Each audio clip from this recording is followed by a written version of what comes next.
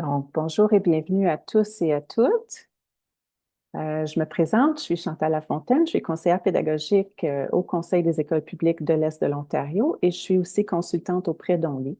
Je suis accompagnée aujourd'hui de MJ qui m'aidera dans les coulisses avec la salle de clavardage, les salles de rencontre, puis à partager certains documents au cours de notre après-midi ensemble.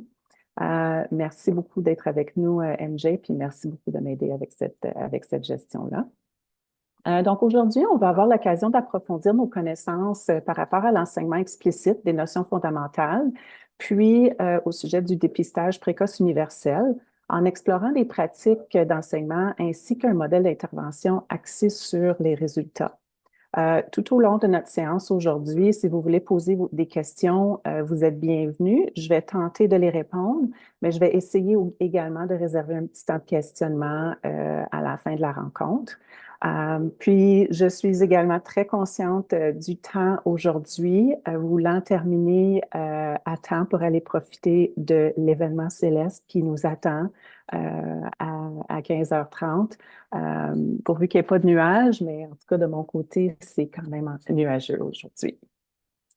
Sachez que les diapos d'aujourd'hui vont vous être partagés dans un courriel de suivi, en plus des notes de clavardage, si elles sont pertinentes. Puis, juste avant de commencer, j'aimerais sonder le terrain un petit peu pour voir de quelle région vous venez, quel est votre rôle à l'intérieur de votre conseil scolaire et puis, si vous êtes enseignant, peut-être me laisser savoir à quel niveau vous enseignez dans le clavardage. Ça serait super. Oh wow, on a quelqu'un de Niagara. J'espère que vous allez être capable de vous rendre à la maison à l'heure ce soir avec tous les gens qui se sont rendus dans la région. Les gens d'Ottawa. Ah, les gens du CPO, bonjour, bienvenue. Le CCE, Montréal, super. Sudbury, Toronto, Windsor. Excellent. Donc, des gens d'un peu partout, vous pouvez continuer à écrire dans le clavardage et moi, je vais poursuivre avec la reconnaissance des territoires. Donc, avant de débuter, j'aimerais exprimer à quel point je suis reconnaissante de pouvoir nous réunir aujourd'hui par cette activité commune virtuelle. Pour ma part, j'habite à Ottawa, qui est bâti sur un territoire non cédé et non abandonné des nations Anishinaabe et Haudenosaunee. Donc, nous reconnaissons que Only, Dyslexia Canada et IDEA Ontario desservent les citoyennes et les citoyens sur des territoires traditionnels des Premières Nations du Canada. Nous leur devons toute notre reconnaissance et désirons faire des gestes envers la vérité et la réconciliation tous les jours, à chaque occasion qui se présente. Cette reconnaissance nous rappelle nos responsabilités envers nos relations et les terres ancestrales sur lesquelles nous apprenons, partageons et vivons. J'aimerais vous inviter à réfléchir vous aussi au territoire sur lequel vous vous situez et par ce geste, vous rappeler que les peuples autochtones occupent, utilisent et préservent ces terres depuis des millénaires. Donc, en guise de remerciement pour votre présence aujourd'hui, on va faire 2 tirages pour des prix à la fin de la session. Le premier prix, c'est une inscription gratuite au cours Les fondements essentiels à l'enseignement de la lecture, de l'écriture et de l'orthographe. C'est un cours qui comprend 4 modules, dont 3 sont déjà disponibles en ligne, et puis qui aborde les notions fondamentales qui font partie intégrante d'un enseignement explicite, systématique, structuré, cumulatif et progressif, qui est essentiel pour tous les élèves, pour que tous les élèves puissent apprendre à lire et à orthographier. C'est un cours qui est présentement offert par IDEA Ontario et qui est vraiment unique en son genre dans la communauté francophone. Si vous n'êtes pas gagnant ou gagnante de ce prix aujourd'hui, je vous recommande fortement de vous inscrire quand même parce que c'est un cours qui offre plusieurs fondements théoriques importants à savoir pour nous permettre de comprendre les fondements linguistiques essentiels pour faire des choix pédagogiques judicieux, puis pour enseigner les fondements essentiels pour intervenir en fonction des besoins de nos élèves. Le deuxième prix, c'est un prix qui vient gracieuseté des éditions Passe-Temps. Alors, vous avez la chance de gagner les livrets du niveau de votre choix de la série 1 des livres décodables Décode. La série Décode comprend présentement 36 livres et 6 niveaux. Et puis, il y a aussi des grands livres et une version numérique qui sont disponibles. J'en profite pour vous dire aussi que la collection Décode s'agrandit. Donc, à venir bientôt, il va y avoir une série 2 qui va comprendre 36 autres livres pour consolider les apprentissages. Il va aussi y avoir un guide de présentation, une trousse d'évaluation, des boîtiers d'atelier et puis des questions de compréhension et d'inférence qui vont s'ajouter à la famille Décode. Donc, restez à l'affût pour ça. Aujourd'hui, au menu, tel que mentionné brièvement plus tôt, les objectifs de notre rencontre seront, dans un premier temps, de développer une compréhension commune de la littératie structurée, incluant des pratiques à privilégier et à éviter, puis un modèle d'intervention axé sur les résultats.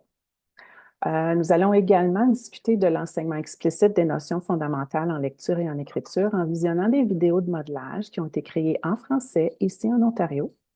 Et puis, avec ces modelages, on va pouvoir explorer un gabarit de planification d'une séquence d'enseignement de 30 minutes par jour, si vous ne la connaissez pas déjà.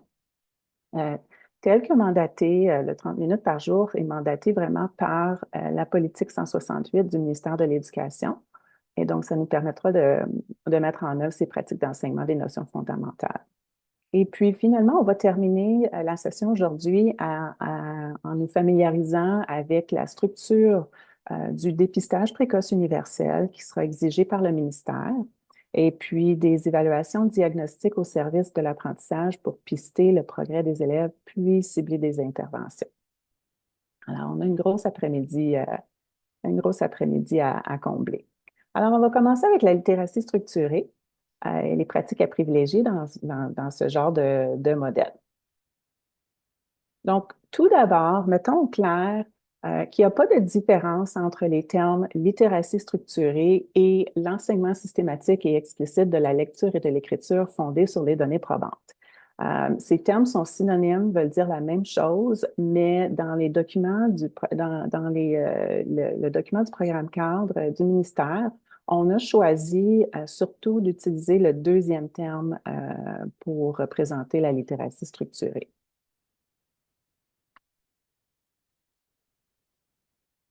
Donc, vous êtes possiblement familier ou familière avec cette infographie ici. Celle-ci en particulier vient de la formation de sciences de la lecture de Michel Miner-Corriveau de l'Université Laurentienne.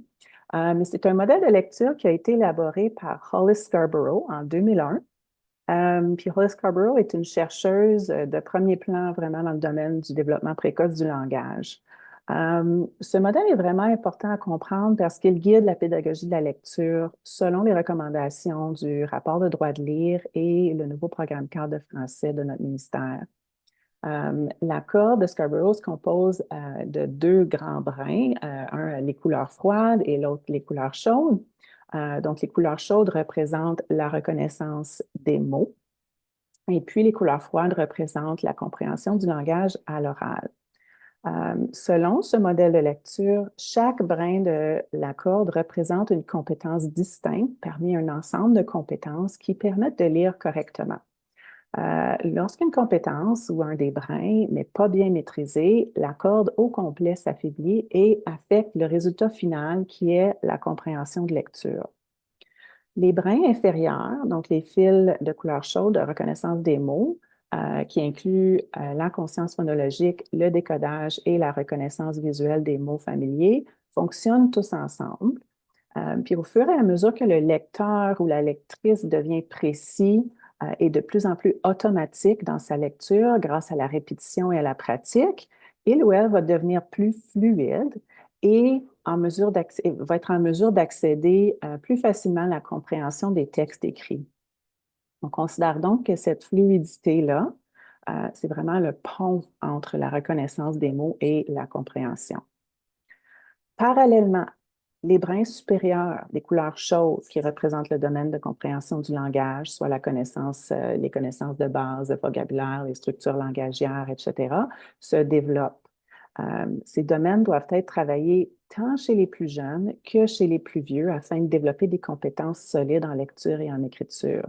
Donc, il ne s'agit pas ici d'une course à relais où, au cycle primaire, on va mettre l'emphase uniquement sur les brins du bas, et puis qu'au cycle moyen, lorsque l'élève est en mesure de lire pour apprendre, on va travailler les compétences du haut. Il faut vraiment travailler les deux aspects, tous les aspects de la corde en collaboration simultanément pour développer un lecteur compétent. Peu importe le degré de difficulté, une faiblesse dans n'importe quel de ces brins de la corde peut nous indiquer un aspect qui doit être renforcé chez l'élève. Le fait de bien comprendre ce modèle-ci nous permet d'agir de manière intentionnelle et stratégique dans nos choix d'intervention en ayant un objectif clair et précis pour faire cheminer nos élèves.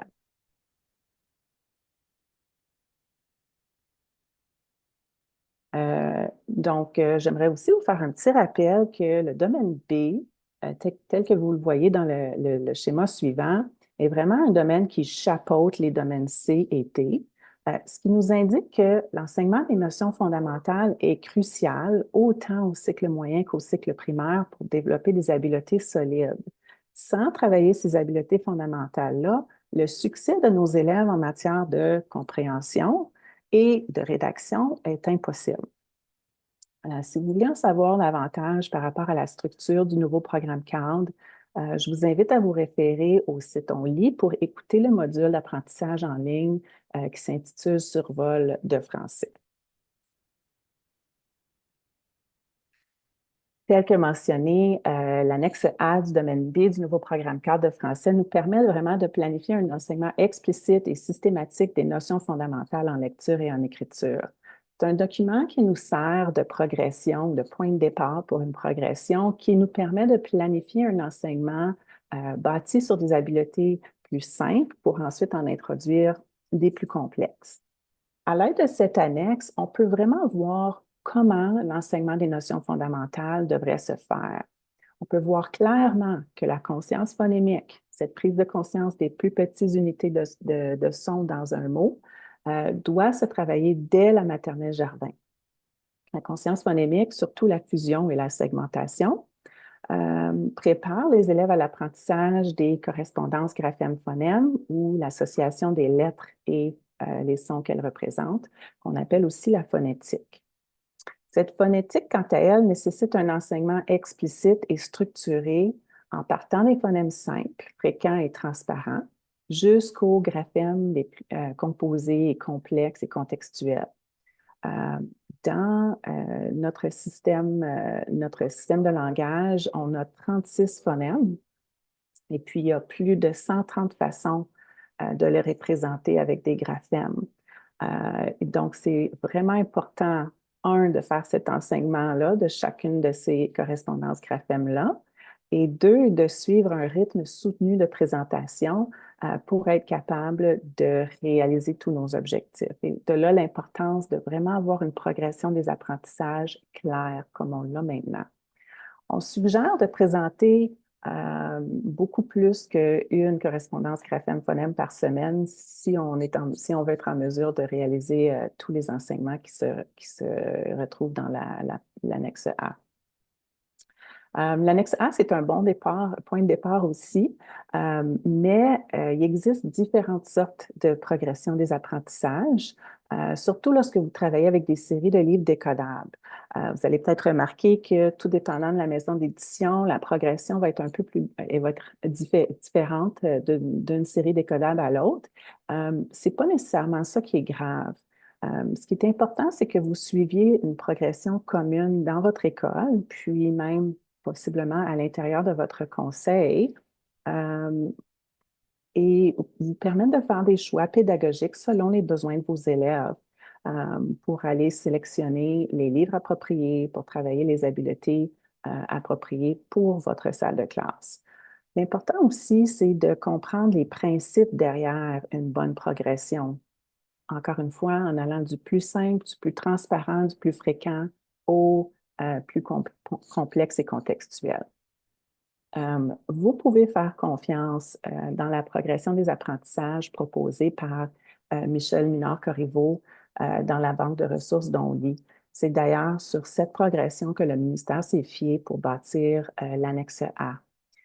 De plus, dans ses documents explicatifs, Michel a tendance à toujours expliquer les fondements et la recherche qui supportent ses choix. Bref, toutes les habiletés fondamentales mentionnées dans l'annexe A doivent faire l'objet d'un enseignement explicite et systématique. Et donc, et un bloc d'enseignement de 30 minutes ininterrompu doit aussi être consacré à l'enseignement de ces habiletés fondamentales en lecture et en écriture, telles que mandatées par le ministère. On entend beaucoup parler de ces deux termes, enseignement explicite et systématique, mais on a besoin de démystifier des fois ce qu'on entend par justement ce terme explicite-là. Alors, lorsqu'on parle de la littératie structurée, on fait allusion à l'enseignement de la phonologie, de l'orthographe, de la morphologie, de la syntaxe et de la sémantique de manière intégrée et simultanée, comme vous voyez dans la première partie du haut ici du schéma. Et la raison pourquoi on veut les enseigner de manière intégrée et simultanée, c'est vraiment de façon à ce que ces apprentissages-là demeurent contextualisés. L'élève va donc être en mesure de comprendre à quoi servent chacune des habiletés parce qu'elles ne seront pas enseignées de manière isolée ou sporadique. Elles vont être enseignées avec un but bien précis qui est la compréhension à l'écrit. Ce but va toujours être mis en valeur et les élèves mettent toujours leurs habiletés en pratique immédiatement, ce qui nous permet d'établir des liens de manière explicite aussi, ou ce qui leur permet à eux d'établir ces liens-là. Comment faisons-nous l'enseignement? Bien, l'enseignement se fait de manière explicite, ce qui veut dire que c'est un enseignement clair, direct et précis. Ce n'est pas un apprentissage par découverte où on va exposer l'élève à des situations de lecture avec l'espoir qu'il va maîtriser les concepts. Et ce n'est pas non plus un enseignement traditionnel où on donne l'information de manière magistrale et que l'enfant est assis de manière très passive. Au contraire, c'est un enseignement, dans un enseignement explicite, on exige vraiment que la participation et que des élèves soient très actives et qu'il y ait toujours une interaction constante de tous les élèves pour être capable de maximiser la répétition et de favoriser le repêchage de l'information dans le cerveau des élèves, ce qui va favoriser leur rétention. C'est un apprentissage où on définit et on modélise un concept, puis les élèves le pratiquent souvent jusqu'à ce qu'il y ait une maîtrise complète. Il y a donc énormément d'engagement de la part de l'élève dans un tel modèle d'enseignement explicite. Et puis, vous allez le voir aujourd'hui dans les vidéos de modelage que je vais vous présenter. Les apprentissages sont présentés de manière systématique. Et systématique ici, ça veut dire qu'il y a une progression des apprentissages bien soigneusement planifiée, qui est très claire, basée sur la recherche et qui doit être suivie par l'enseignant, voire, comme j'ai dit tantôt, l'ensemble du personnel de l'école. On ajoute les concepts du plus simple au plus complexe de manière cumulative en y revenant toujours, telle une spirale, afin de continuer d'offrir de la pratique jusqu'à ce qu'il y ait de l'automaticité. Les outils diagnostiques sont importants dans un tel modèle parce que c'est ça qui va nous guider toujours dans notre enseignement et qui vont ces évaluations diagnostiques-là peuvent se faire de manière régulière afin de permettre au personnel enseignant de modifier leurs interventions rapidement. Ces diagnostics-là vont permettre également de fournir de la rétroaction constante au sujet des progrès des élèves. On veut tenter de s'assurer que les élèves, dans nos interventions, que les élèves répondent, que leur réponse soit toujours le plus juste possible, qu'ils aient les bonnes réponses afin de forger vraiment les bons chemins neuronaux, les bonnes connexions. Parce qu'on sait très bien qu'une fois qu'on a développé une mauvaise habitude ou une mauvaise réponse, c'est très facile de toujours reprendre le même chemin. Donc, on veut vraiment guider les élèves vers le plus de succès possible pour forger les bons chemins et les bonnes connexions neuronales. Par exemple, je vais prendre l'exemple de la formation des lettres. Donc, lorsqu'on fait un enseignement de la formation des lettres, Si on fait seulement donner une feuille de pratique avec plein, mettons qu'on est rendu à la formation de la lettre I, on donne une feuille d'exercice à nos élèves avec la lettre I et l'élève doit écrire la lettre I ligne après ligne, ligne après ligne, ligne après ligne. Mais s'il n'y a pas de rétroaction immédiate pour venir expliquer à l'élève que non, on ne commence pas par le bas puis on monte par le haut, on doit commencer par le haut et descendre jusqu'à dans le gazon, puis ensuite aller mettre notre point dans le ciel, bien, l'élève aura forgé cette mauvaise habitude-là de commencer la lettre vers le bas et s'en aller vers le haut.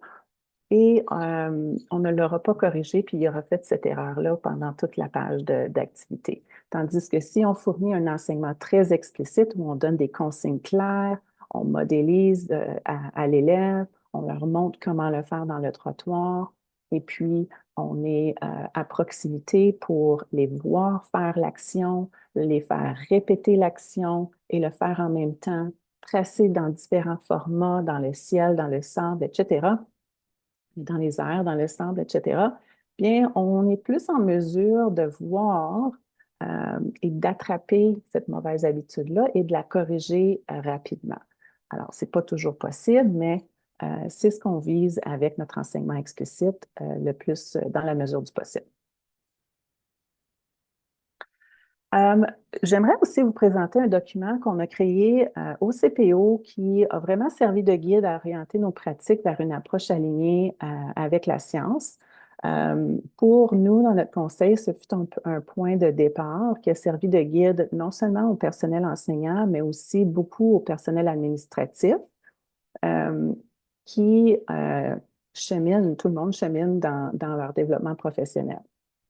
Donc, on s'est inspiré des recommandations du rapport de droit de lire, de l'accord de Scarborough et puis aussi du programme CARD pour créer ce référentiel-ci.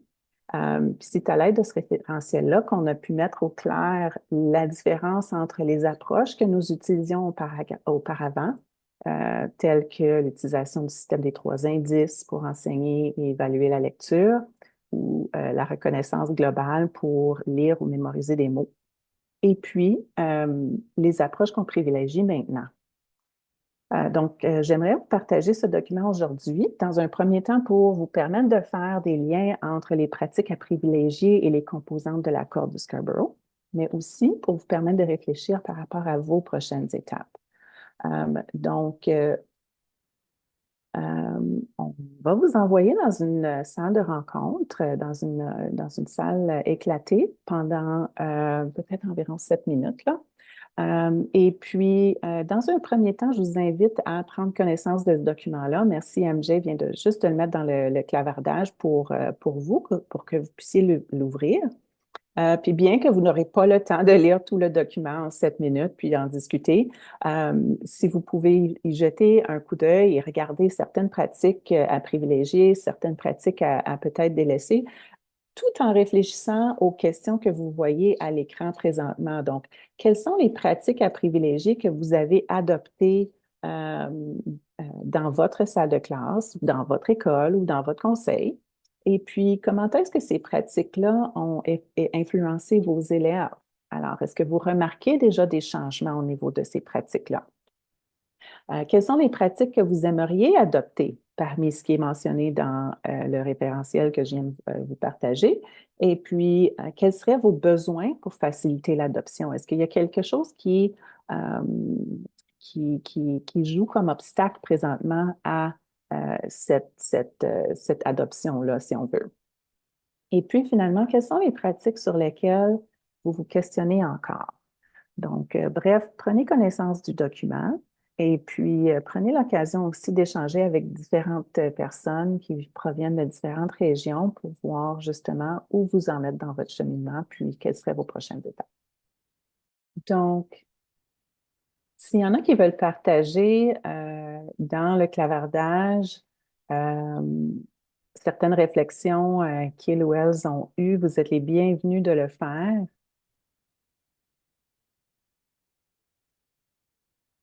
Alors, j'espère que ce document puisse vous être utile.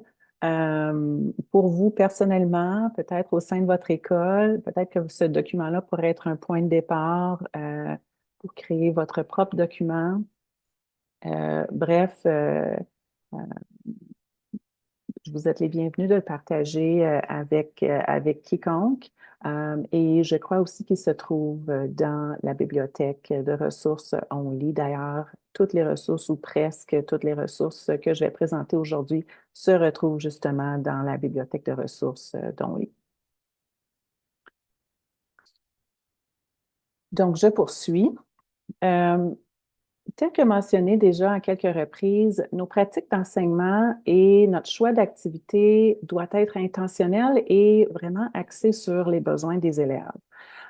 Pour ce faire, on utilise un processus appelé un modèle axé sur les résultats. C'est dans le nom. Nos actions en tant que professionnels sont guidées par la mesure du rendement des élèves. L'utilisation des données va nous aider à ajuster notre planification et notre enseignement, puis ça, dans des délais plus courts que traditionnellement. Comme vous le voyez à l'écran, un modèle axé sur les résultats permet d'identifier les élèves à risque d'avoir des difficultés en lecture et en écriture. Et cela se fait à l'aide d'un dépistage précoce universel. Une fois les élèves à risque identifiés, on est ensuite en mesure de déterminer les besoins plus individuels à l'aide d'évaluations diagnostiques qui vont être un peu plus précises puis aller nous donner des pistes supplémentaires. Ensuite, on planifie et on met en œuvre l'enseignement et puis on suit de très près le progrès des élèves identifiés comme étant à risque, ce qui nous permet d'évaluer notre plan d'intervention puis d'apporter des modifications si nécessaire sans perdre de temps.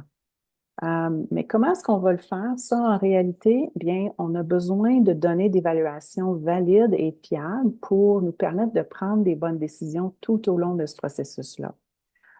C'est important qu'on fasse soigneusement la collecte des données, puis qu'on fasse l'analyse de ces données-là aussi. C'est pas utile de donner des pistages si on n'utilise pas ces données-là pour les analyser, puis nous informer et nous permettre d'ajuster notre enseignement. Soit en faisant un changement au niveau du regroupement des élèves, des fois c'est ça qui fait en sorte qu'un élève ne progresse peut-être pas aussi bien qu'il le devrait, soit au niveau de la fréquence d'intervention, soit une modification au niveau des appuis, des manipulatifs ou une modification au niveau de l'étayage qu'on va fournir à un élève, ou en essayant carrément une autre stratégie d'intervention. On met également en œuvre un enseignement par étapes, tel que décrit dans la mise en contexte du nouveau programme cadre. Donc, à l'étape 1, on fait l'évaluation et, désolé, l'enseignement excuse-moi, mon téléphone vient de sonner. À l'étape 1, l'évaluation et l'enseignement en salle de classe sont planifiés vraiment pour tous les élèves par l'application de principes de la conception universelle de l'apprentissage et la différenciation pédagogique. C'est vraiment à cette étape-ci que on planifie l'enseignement jusqu'à la maîtrise de 80% de nos élèves. L'observation et le suivi de progrès permettent d'augmenter en temps opportun l'intensité de l'enseignement si c'est nécessaire. Et pour les élèves éprouvant des difficultés, soit le 20% des élèves qui restent, on va planifier un enseignement plus soutenu et stratégique à l'étape 2. Et donc, à l'étape 2, en plus de l'étape 1, il ne faut pas que ce soit un ou l'autre, vraiment en plus de l'étape 1, d'après les données d'évaluation, on va planifier un enseignement et des interventions plus intensives en classe, en petits groupes, 3 à 5 élèves, ou peut-être aussi même individuellement, tout dépendant, à des élèves éprouvant des difficultés, afin de leur permettre de fournir afin de fournir de la répétition et puis de la pratique supplémentaire. Les progrès des élèves en réaction aux interventions intensifiées sont suivis de très près à cette étape ici et l'enseignement est ajusté rapidement aux besoins. Donc, on fait des suivis presque hebdomadaires ou même quotidiens, tout dépendant des types d'évaluation. Ça peut être quelque chose de très informel. Ensuite, à l'étape 3, en sus de l'enseignement décrit à l'étape 1 et selon les données d'évaluation, On va offrir un soutien ou une intervention de façon intensive à des plus petits groupes encore, 2 à 3 élèves, ou encore une fois, même individuellement, à des élèves qui éprouvent des difficultés, peu importe si les élèves ont un PEI ou non, un plan d'enseignement individualisé, et peu importe les besoins particuliers. Ça représente typiquement environ 5 des élèves pour qui les interventions de l'étape 1 et 2 n'ont pas été suffisantes. À l'étape 3, l'évaluation et puis l'enseignement ciblé et personnalisé va souvent être planifié avec l'appui d'autres membres du personnel enseignant et du personnel d'appui dans l'école, y compris l'enseignante ou l'enseignant EABP. Maintenant qu'on comprend davantage les principes de littératie structurée axés sur les résultats, parlons plus spécifiquement de l'enseignement explicite des notions fondamentales. Donc, la recherche sur la science nous indique que, sur la science de la lecture, nous indique clairement qu'on doit débuter avec l'enseignement du son des lettres le plus tôt possible. Pour ce faire, c'est important de connaître ces sons, puis de les connaître nous-mêmes. Donc, ici, ce qu'on a placé, c'est une vidéo qui partage justement ces sons-là. Je vais la faire jouer un tout petit peu, puis j'aimerais que vous observiez comme on n'attache pas de son vocalique suite au son des consonnes. Par exemple, après le son B ou P, on n'ajoute pas un son. Et puis ça, c'est des fois particulièrement difficile pour nous en tant qu'adultes de ne pas faire parce que l'apprentissage de ces sons-là est tellement inné et puis c'est pas naturel pour nous d'isoler un simple son. Donc, ça prend de la pratique quand même. Vous allez observer aussi que certaines consonnes sont vocalisées et d'autres ne le sont pas, comme par exemple les cousines V et F. Donc, V est vocalisé et F ne l'est pas, mais la formation de la bouche et les gestes articulatoires sont presque les mêmes. Aussi, ce qui est super dans cette vidéo ici, c'est qu'on indique le code de l'API, de l'alphabet phonétique international. Maintenant, il n'est pas absolument nécessaire pour vous, en tant qu'enseignant, de connaître l'API, mais c'est toujours utile parce qu'on y fait référence dans plusieurs ouvrages. Puis, c'est ainsi comme ça qu'on comprend comment prononcer les mots et c'est comme ça que c'est indiqué aussi dans les dictionnaires et tout ça. Il n'est pas nécessaire non plus de présenter l'API à nos élèves. C'est simplement un outil de travail pour nous en tant que professionnels. Euh, mais on veut toutefois faire attention d'utiliser la bonne terminologie avec nos élèves tout en la gardant simple. Par exemple, des fois, il faut faire attention lorsqu'on parle de lettres versus son.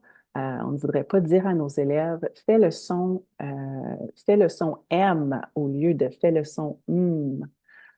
Donc, il faut souvent nous-mêmes réapprendre à faire les sons des phonèmes correctement, à distinguer la différence entre une syllabe et un son aussi, à prendre conscience des gestes articulatoires, la formation de la bouche, la provenance du son lorsqu'on le produit, pour être capable de faciliter cet enseignement-là chez nos élèves.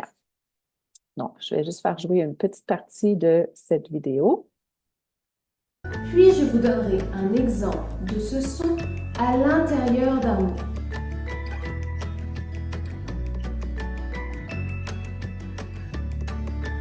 Commençons avec les consonnes. Pile, B, bateau, T, tout, D, de,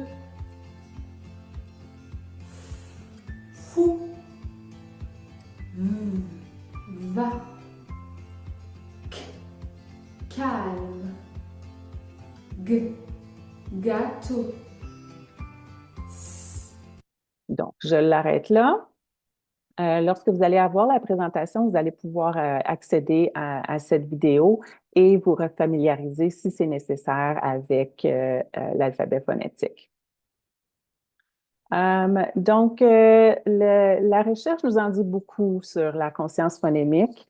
On débute l'enseignement du son des lettres et puis ensuite on présente la graphie des lettres le plus tôt possible, selon plusieurs chercheurs, incluant Susan Brady.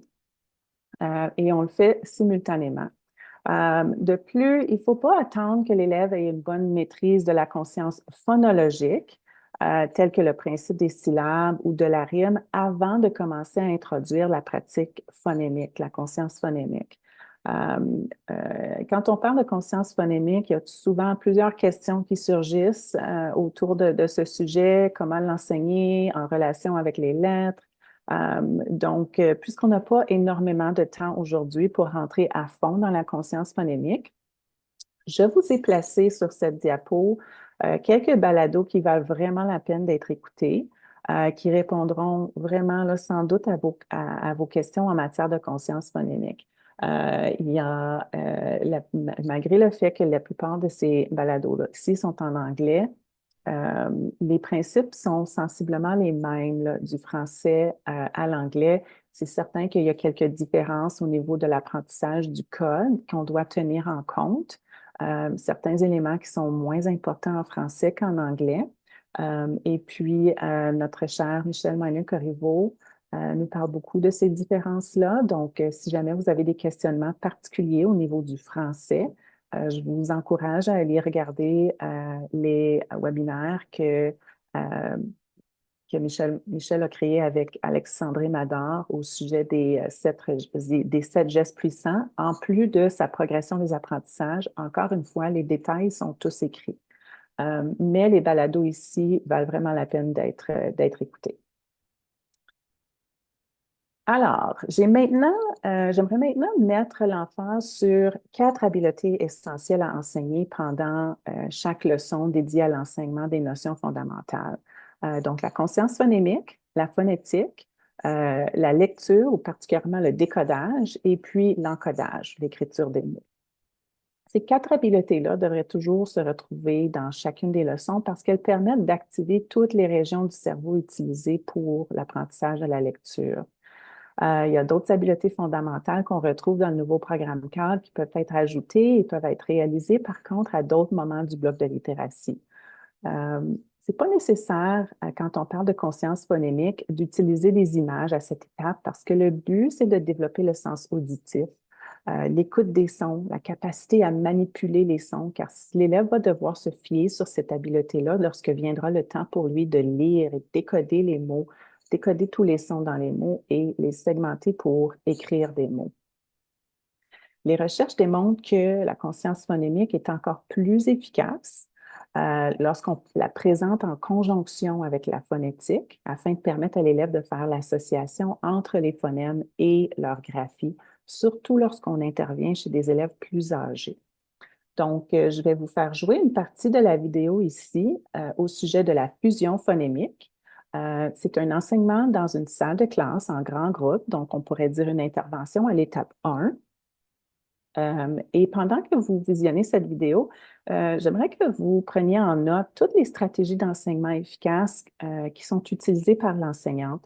Au fur et à mesure que vous regardez la vidéo, vous pouvez écrire dans le chat des petites choses que vous remarquez, des petites stratégies que l'enseignante va utiliser à l'intérieur de sa leçon pour la rendre explicite et interactive. Et donc, je vais commencer la vidéo maintenant. Celle-ci, je vais l'agrandir. Alors, les élèves, on va commencer avec un exercice de fusionnement. Alors, le fusionnement, c'est quand on a plein de sons et on va les coller ensemble pour faire un mot. Est-ce que vous êtes prêts? Oui! OK. Le premier son, c'est un son court. Ce son est P. OK. Le deuxième son est Et quand je touche la tuile, vous allez dire le son. Parfait. Le troisième son est un son long. Le son est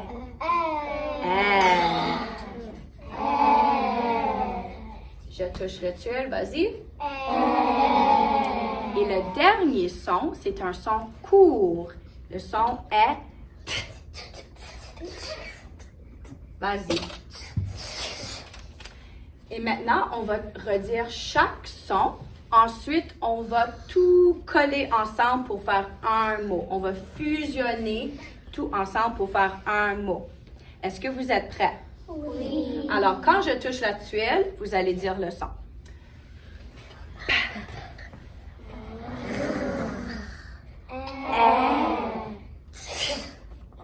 Ensemble, je vais glisser mon doigt de gauche à droite et on va tout dire le son ensemble.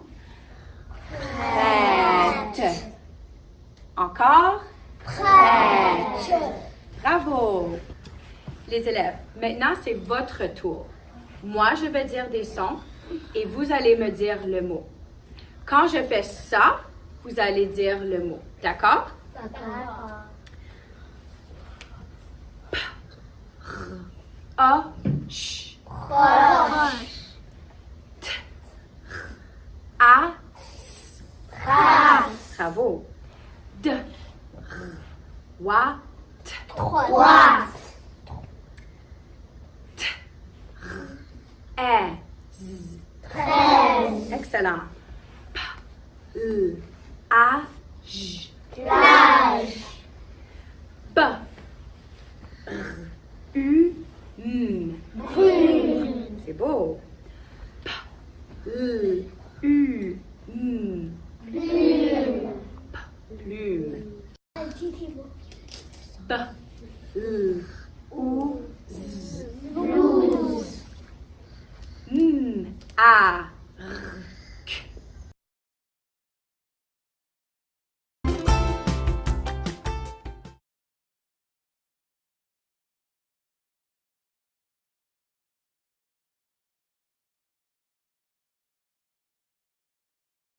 Donc, oui, merci, Madame Anouk, qui a écrit dans le clavardage le principe de we do, I do, you do. Donc, je le fais, on le fait, tu le fais, ou je le fais, nous le faisons, vous le faites. Donc, ce principe-là est bien ancré dans sa routine d'enseignement. Elle fait aussi l'utilisation de boîtes Elkonin, absolument. Est-ce que vous avez remarqué d'autres petites stratégies qu'elle a utilisées dans son enseignement? Oui, elle a utilisé ses mains pour donner le droit. Oh oui, l'utilisation de ses mains pour donner le droit à tout le monde. Alors, on ne demande pas aux élèves de lever la main, justement. On invite tous les élèves à répondre tous en même temps. On répond en chœur ou en chorale. Et ça, ce que ça fait, c'est une stratégie vraiment importante dans un modèle d'enseignement explicite. Il s'agit de modifier notre type de questionnement pour que tout le monde puisse répondre tous ensemble et ça fait en sorte que tout le monde a cette pratique et cette répétition-là. Et puis, c'est beaucoup plus sécurisant pour des élèves qui sont peut-être en difficulté et n'auraient pas tendance à lever la main dans un contexte de salle de classe. Et ça évite d'avoir l'espèce de phénomène que c'est toujours les mêmes qui répondent ou qui lèvent la main. C'est toujours eux qui ont la pratique, alors que ce n'est pas vraiment eux qui ont besoin de la pratique. Oui, les réponses en chœur. On représente les sons par des aimants, donc on utilise des manipulatifs aussi pour permettre aux élèves de visualiser les sons, etc. Les élèves vont répéter ce que l'enseignante va dire. Absolument, excellent. Tout à fait. Donc, il y a beaucoup, beaucoup de petits éléments ici là, qui sont incorporés à l'intérieur de la leçon. Maintenant, si on poursuit. Avec la segmentation phonémique. Donc, ici, ce que vous allez voir, c'est plutôt un enseignement en petits groupes. Les principes sont les mêmes, par contre. Et vous allez voir différentes stratégies là, qui vont être utilisées pour faire les exercices de segmentation. Donc, on demande à l'élève ici d'écouter et de séparer tous les sons à l'intérieur d'un mot. Ça aussi, c'est une habileté cruciale, mais surtout pour la lecture. Donc, encore une fois, vous pouvez noter ce que vous remarquez en fait d'observation, en fait de stratégies d'enseignement qui sont utilisées dans cette vidéo.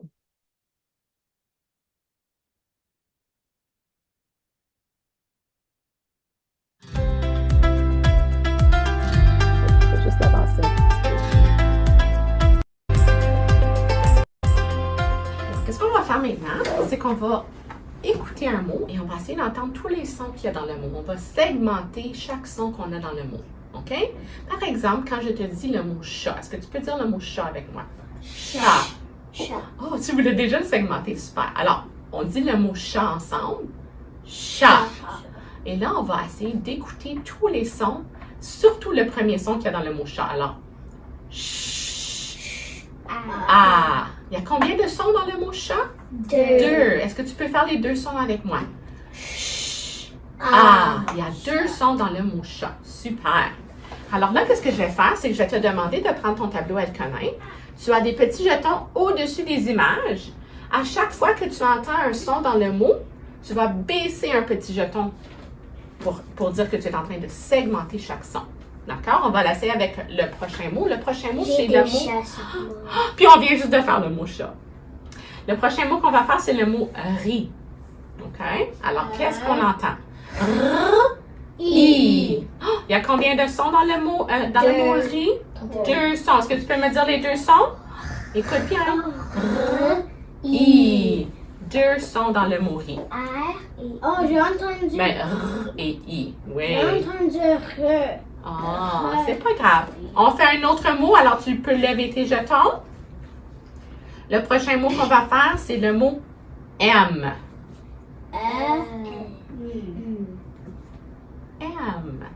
M.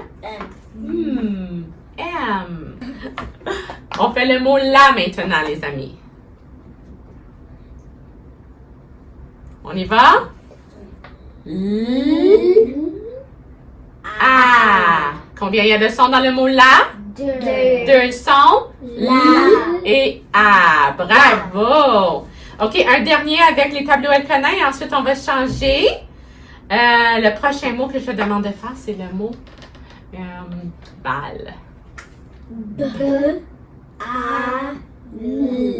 Combien de sons dans le mot balle? 3 sons. Est-ce que tu peux me dire chaque son?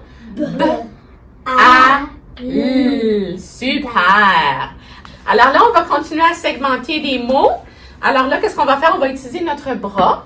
Ici, c'est le début du mot. On continue ici, c'est notre deuxième son dans le mot. Et si jamais on en a plus, on va continuer jusqu'en bas. OK? Par exemple, le mot lit. Lit. Il y a combien de sons dans le mot lit? 2. On y va. L et I. Bravo. Lit. Le mot zoo. Zoo. Excellent. Combien de sons? 2. Est-ce que tu peux me dire chaque son?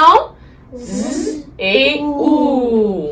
OK, on en fait encore quelques-uns. On va aller avec le mot long. Long. Comme tu as un long bras. Moi, j'ai un long bras. Hein?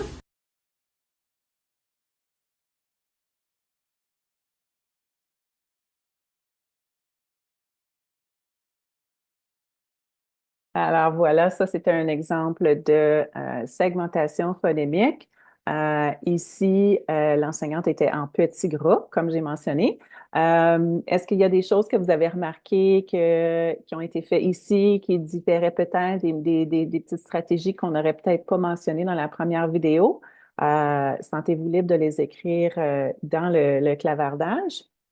Mais ces vidéos-là durent environ 5 minutes. Puis vraiment, l'exercice de conscience phonémique ne devrait pas excéder 5 minutes, 3 à 5 minutes dans votre leçon. Ce n'est pas nécessaire d'en faire des tonnes et des tonnes. Selon les recherches, environ 20 heures de conscience phonémique par année sont suffisantes pour obtenir les bienfaits escomptés là, de la conscience phonémique. Puis, il faut aussi réfléchir au fait que on peut faire de la conscience phonémique en collaboration avec d'autres éléments. Donc, notamment quand on fait notre phonétique et quand on fait nos activités de décodage, on en fait aussi de la conscience phonémique aussitôt qu'on est en train d'écouter les sons puis de les étirer à l'oral. Puis une fois que les élèves ont bien maîtrisé le code, habituellement en 2e et en 3e année, la pratique de conscience phonémique devient de moins en moins nécessaire. Elle est nécessaire pour les élèves qui ont peut-être encore des difficultés, mais pour nos élèves qui sont avancés dans leur lecture, ce n'est typiquement plus un besoin. Puis on va passer à d'autres éléments, notamment la conscience morphologique. On va mettre encore plus d'emphase sur ces composantes-là à ce moment-là. pour donner des habiletés encore plus sophistiquées à nos élèves, leur permettant de décoder des plus longs mots. Je vais revenir à ça dans un instant. Donc oui, on a étiré les sons en chœur, on a compté les sons à l'aide du bras, on a utilisé différentes façons pour segmenter. Donc, il y a plein de façons de le faire. On a utilisé les boîtes Elkonin encore. Puis, je n'ai pas montré la vidéo jusqu'à la fin, mais et vous l'avez vu sur la table, on a aussi des manipulatifs comme les pop-it pour toucher, faire éclater une petite bulle pour chaque son qu'on entend. Donc, c'est toutes différentes façons qu'on peut utiliser pour expliciter puis pour étayer notre enseignement si c'est nécessaire au niveau de la conscience phonémique. Maintenant, au niveau de la phonétique. Alors, ça, la phonétique, c'est notre enseignement de correspondance graphème-phonème. Et puis, cette partie ici aussi, cet enseignement ici, doit se faire de manière explicite sans prendre pour acquis les connaissances de nos élèves. Souvent, les élèves vont dire « Ah oui, moi, je connais déjà ce son-là, blablabla », mais peut-être que l'élève le reconnaît en lecture, mais est-ce que cela s'applique pour autant en écriture? Ce n'est pas toujours le cas. Donc, il ne faut pas prendre pour acquis que les élèves connaissent déjà ces éléments-là. Il faut vraiment les expliciter à nos élèves. Puis, encore une fois, fournir un enseignement d'étape 1 en tenant compte des principes de la conception universelle de l'apprentissage. Dans l'exemple que vous allez visionner, vous allez voir l'enseignante faire un enseignement explicite d'une régularité orthographique. OK? Donc, ce que vous avez besoin de savoir, c'est que les élèves ont déjà acquis la correspondance graphème-phonème en, donc ils ont déjà vu ce son-là. Et même le A-A-N, ils ont aussi vu le A-E-N, puis le in et le on. Donc, ils sont prêts maintenant à mettre en application la règle du M devant le P ou le B. Cette notion-là va ensuite être réinvestie immédiatement dans des exercices de décodage et d'encodage, puis elle va être revue pendant quelques jours de manière explicite et revisitée périodiquement aussi jusqu'à la maîtrise complète.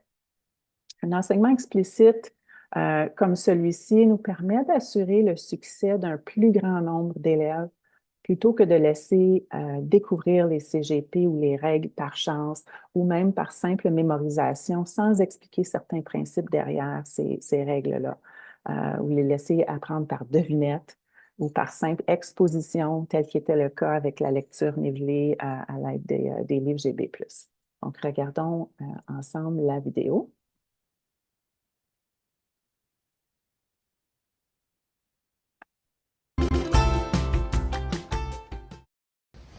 Alors les élèves, on va apprendre aujourd'hui une nouvelle règle et un nouveau son. Voici la règle. Si le son A est suivi d'un P ou d'un B, alors on écrit AM. Il y a aussi un autre indice pour nous aider. On regarde sa bouche. Alors après qu'on fait le son A suivi d'un P ou d'un B, nos lèvres se touchent. Notre bouche ferme. OK? Écoutez le prochain mot. Champion. Est-ce que vous pouvez me dire tous les sons dans champion? On y va.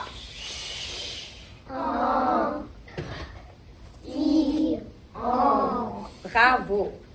Maintenant, à mon signal, tu vas regarder ton partenaire et tu vas dire le mot 2 fois, champion, et tu vas regarder si sa bouche, si ses lèvres se touchent, si sa bouche se ferme après le son A.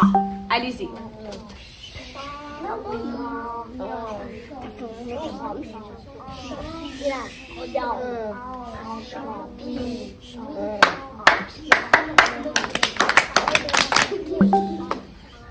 Est-ce que tes lèvres se touchent après le mot champignon?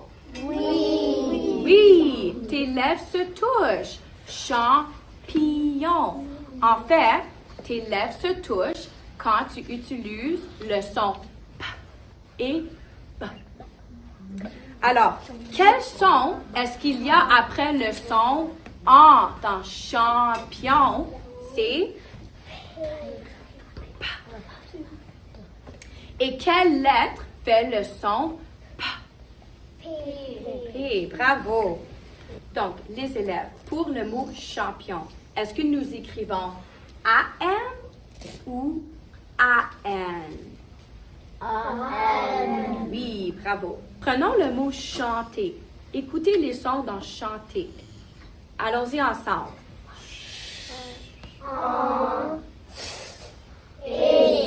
Bravo. Maintenant, à mon signal, tu vas tourner vers ton partenaire et tu vas regarder sa bouche lorsqu'il dit le mot chanter. Après le son en, est-ce que ses lèvres se touchent? OK, vas-y.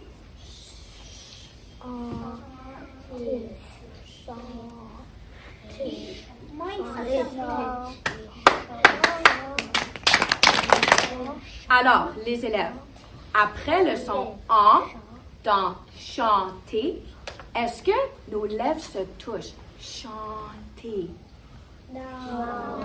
Non, nos lèvres ne se touchent pas. Chanter.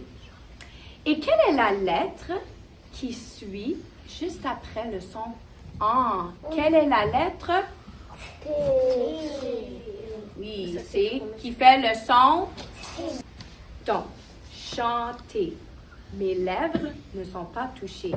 Pensez-vous qu'on écrit A-N ou A-M? A-N. Bravo. Parce qu'il y a un T après le son en et non un P ou un. Alors là, les élèves, on va faire une pratique ensemble. On a ce mot-là. Un champignon. Alors, je regarde après le son en. Qu'est-ce qu'il y a après? C'est un P. Alors, est-ce que c'est A-M ou A-N? A-M. Et aussi, nos lèvres se touchent. Champignon. Un manteau. Alors, pense, est-ce que c'est A-N ou A-M? Regarde la lettre après, c'est A-N. A-N, bravo. Un manteau. Une lampe. Est-ce que c'est un A-N ou un A-M? Regarde la lettre qui suit et attends mon signal, c'est A-M. Bravo. Une lampe. Une chambre. A-N ou A-M? A-M. Bravo. Une bande.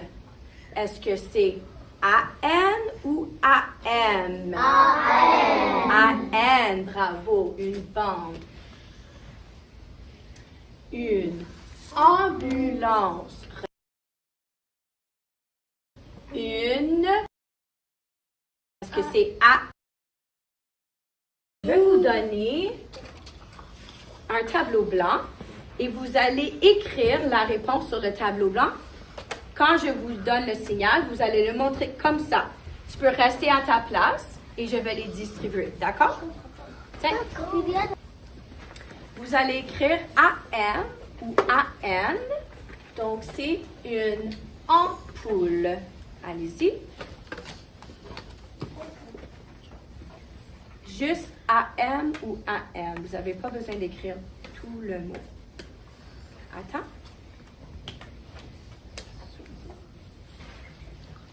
OK. Montre-moi ta page, ton tableau. AM. Bravo. Ampoule. Parce que c'est suivi d'un P. Avant. Avant.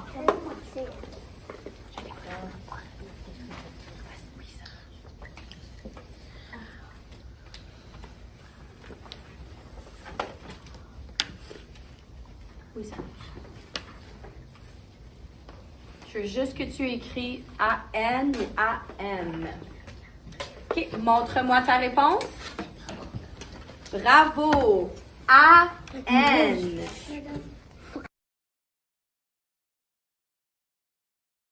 Donc, je l'arrête là. Vous avez vu que l'enseignante a fait un enseignement explicite de la règle qu'elle voulait que ses élèves comprennent, en faisant des exercices, en leur faisant comprendre aussi vraiment pourquoi est-ce qu'on met AM. Ben, c'est pour préparer la bouche au prochain son qui commence avec les lèvres touchées, P ou B.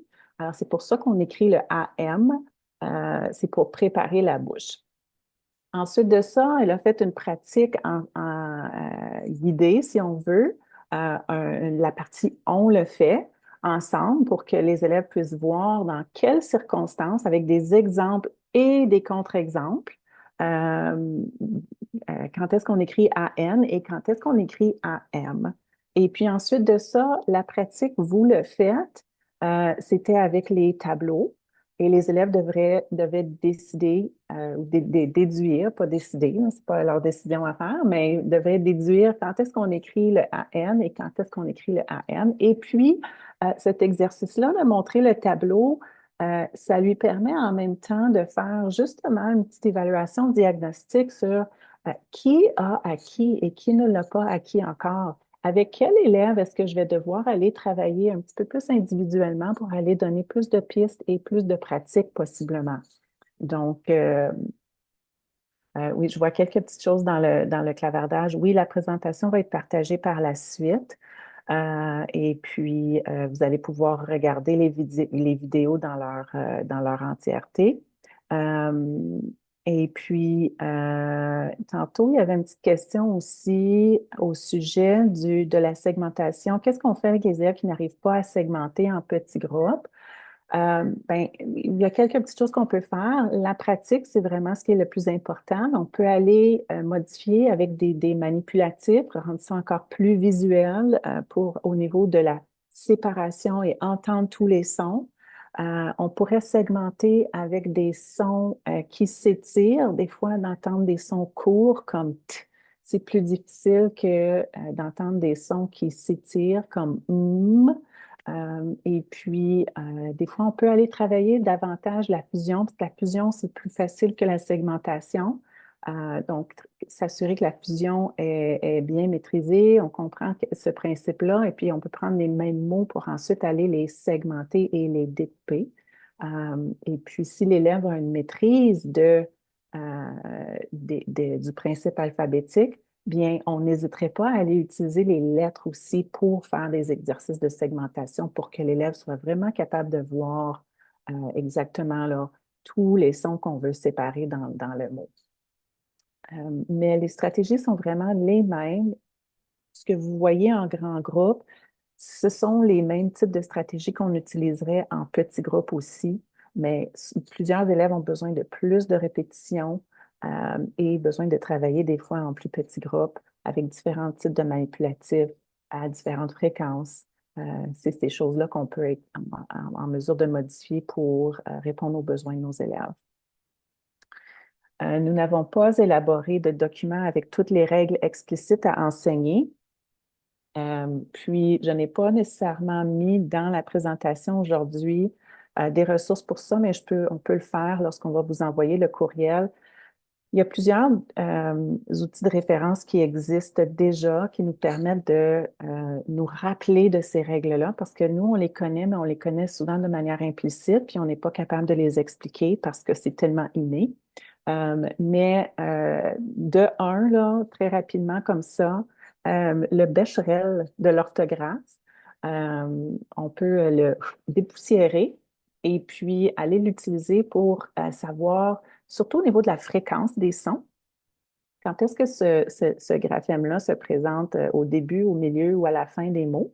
Et ça, c'est des choses qu'on peut aider nos élèves. C'est quand tu entends, par exemple, le son E-A-U, ben, les chances sont que ça ne va pas être au début du mot, ça va toujours être à la fin du mot. Ça, c'est des petites choses qu'on peut leur dire pour les aider à comprendre notre système graphique. D'autres outils que j'aime beaucoup utiliser, c'est la vitrine linguistique qui vient du ministère, du ministère de l'Éducation du Québec ou du gouvernement du Québec. J'aime beaucoup utiliser cette ressource-là. Et puis, il y a aussi quelques documents qui sont disponibles gratuitement en ligne qui fournissent justement des régularités orthographiques. Michel Minor-Corriveau a aussi fait un très grand travail avec ses cartes. Il y a les morphocartes, il y a les cartes des graphies, des phonèmes simples, puis des graphies plus complexes. À l'endos de ces cartes-là, il y a les régularités, les règles qui régissent ces graphies-là. Donc, ça, c'est des ressources vraiment précieuses que vous pouvez utiliser pour planifier votre enseignement explicite. Puis vous voyez que l'enseignement explicite n'est pas obligé d'être très long, de s'éterniser. C'est vraiment un 10 minutes, mais c'est très intensif. Il y a beaucoup, beaucoup, beaucoup d'interactions et de pratiques comme je l'ai mentionné. On poursuit avec maintenant la partie de l'encodage. Oups, je pense que je viens de faire recommencer la même vidéo encore. Oh non, excuse-moi, la lecture. Désolée. Alors, la partie de décodage, OK, c'est la troisième composante dont je vous ai fait mention, qui sont vraiment importantes de faire tout en même temps.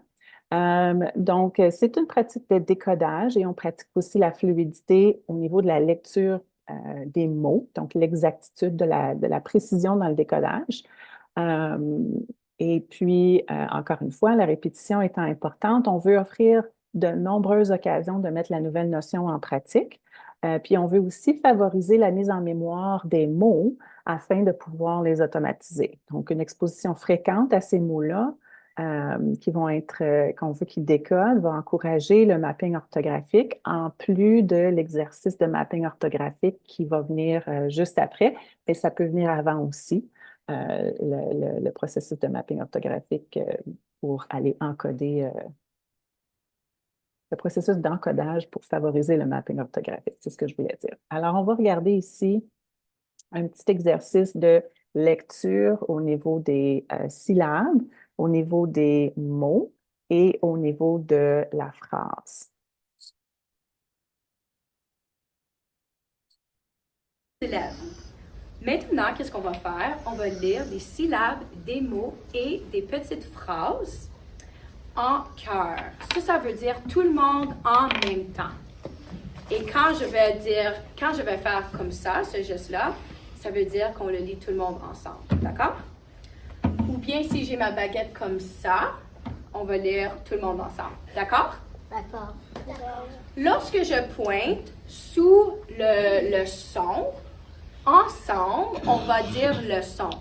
Ensuite, avec ma baguette, je vais glisser de gauche jusqu'à la droite et on va fusionner les sons ensemble pour faire un mot.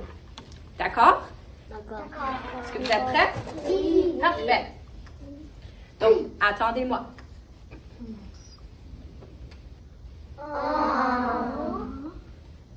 Là, on va juste dire le prochain son que je pointe, d'accord? On glisse ensemble. Bravo.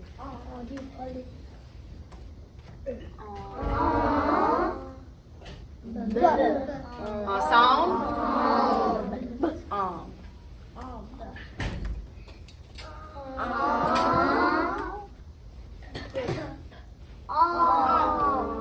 Hop, on n'a pas fini.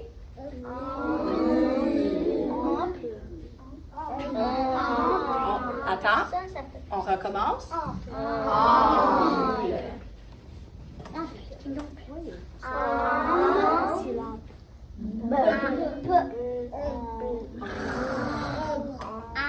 Ensemble.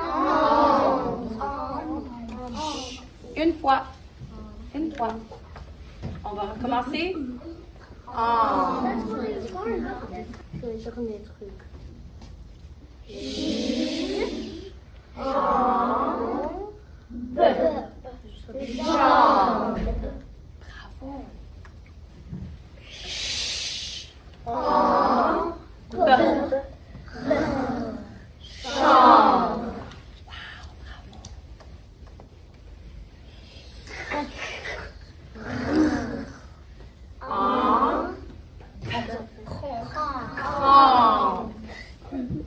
vais vous rappeler, on le dit ensemble, s'il te plaît.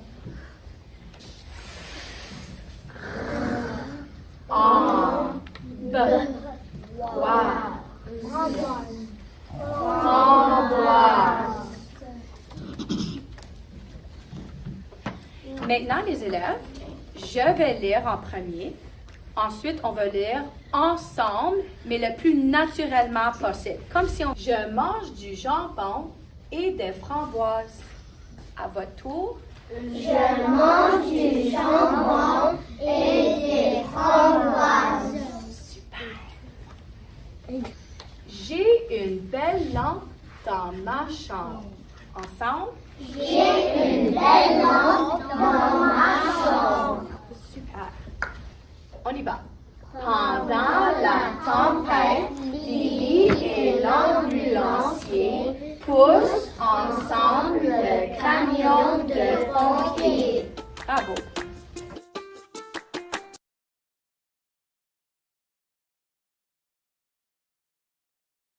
Donc, ici, vous voyez que l'enseignante a fait une pratique de lecture. Elle a commencé par les syllabes. Ensuite, elle a présenté les mots. Puis ici, c'est important à noter que les mots elle est allée sélectionner sont des mots qui se retrouvent dans un livre décodable qu'ils vont lire après avoir fait cet exercice de lecture-là, soit demain ou plus tard dans le bloc de littératie. Mais c'est de là que l'enseignante a tiré ces mots pour que lorsque viendra le temps de lire le livre décodable, l'élève aura déjà été exposé à ces mots-là et aura déjà eu la pratique de décoder ces mots-là. Donc, ce sera une répétition, puis on va mettre toutes les chances du côté de l'élève lorsque viendra le temps de lire le livre. On a créé un PowerPoint, c'est très, très simple. Il n'y a aucun fluff-là dans cette présentation-là. Et on le crée nous-mêmes, justement, avec les mots qu'on va utiliser de nos livres. Et puis, c'est simplement une question d'ajouter l'animation si on veut présenter chaque son individuellement, puis de griser les lettres muettes si on veut fournir cet appui-là à nos élèves s'ils en ont besoin. La prochaine activité qui est importante dans notre séquence, c'est le mapping orthographique. Pour cette activité-là, je devais vous faire un modelage live. Donc, c'est la partie que les élèves aiment vraiment le plus, typiquement. C'est là où on va aller encoder les mots. Donc, les mots qu'on a pratiqués à lire, on veut aussi pratiquer à les orthographier parce que c'est ces deux fonctionnalités-là qui vont faire en sorte qu'on va les mapper de manière orthographique. Le mapping orthographique, c'est pas nécessairement une activité, c'est un processus mental de mise en mémoire et c'est le processus qu'on veut favoriser chez nos élèves. C'est ça qui va faire en sorte que les mots vont devenir éventuellement automatiques et qu'on n'aura plus besoin de les décoder, on va les reconnaître automatiquement. Mais on ne veut pas juste les prendre en photo, on veut se pratiquer à décoder les sons à l'intérieur de ces mots-là et on veut pratiquer à écrire, orthographier ces mots-là correctement et on va les stocker en mémoire de cette manière-là. Donc, pour faire nos activités de mapping orthographique, on aime beaucoup utiliser les fiches de Michel Marner-Corriveau. Puis à l'intérieur de cette fiche-là, on passe encore à travers de tout le processus de conscience phonémique et de phonétique, de décodage et d'encodage. Donc, la première étape, ce qu'on fait en haut avec les images, on va prendre par exemple le mot lampe. Alors, on veut orthographier le mot lampe. L'enseignante va dire le mot lampe et va demander aux élèves de répéter le mot lampe à voix haute et de réfléchir à combien de sons est-ce que j'entends dans le mot lampe. Alors, j'entends 3 sons. L, A. OK? 3 sons. Mon premier son, comment est-ce que je vais l'orthographier? Je vais l'écrire dans ma boîte Elkonin. Alors, j'entends le son L. Je vais écrire la lettre L. Alors, je sais que c'est difficile à voir avec mon arrière-plan, là. La lettre L. Mon deuxième son, c'est A. OK? Comment est-ce qu'on écrit le son A? Il se peut qu'à ce moment ici, l'élève nous écrive tout simplement AM. Puis, il n'a pas tort, parce que c'est vrai qu'on entend le son A. Peut-être en écrivant le prochain son, l'élève devrait être capable de se rendre compte que, oh, je viens de voir que lorsque il y a un P ou un B, je dois écrire le son A à M. Alors, on peut se corriger à ce moment-là et ajouter le M. OK? Et on sait aussi, parce qu'on l'a déjà travaillé, que quand on entend la consonne finale à la fin d'un mot, c'est parce que j'ai mon E muet. OK? Et donc, vous voyez que j'ai écrit le son A, M à l'intérieur d'une même boîte, parce que les boîtes Elkonin représentent des boîtes de sons. Et puis, j'ai écrit aussi le E à l'intérieur de la boîte avec le P, parce que le E ne fait pas de son. Alors, il se retrouve avec le P dans les boîtes Elkonin. Ensuite, on utilise notre doigt pour glisser et lire le mot. Lampe. OK? Et ensuite, on va profiter de la partie du bas. Vous ne la voyez pas là, mais la partie du bas qui contient un trottoir ciel, mer, sable ou ciel, gazon, terre, pour aller pratiquer la formation des lettres. Et c'est ici que je veux aussi circuler pour m'assurer que mes élèves tracent les lettres en utilisant la bonne directionnalité et puis en touchant les bonnes lignes, donc les lettres qui vont toucher dans le ciel ou jusqu'à dans la terre. On veut s'assurer de les former correctement, puis l'élève peut relire encore son mot. Donc, je ferai quelques pratiques de mapping orthographique avec quelques mots à ce moment ici pour justement aller favoriser cette mise en mémoire-là.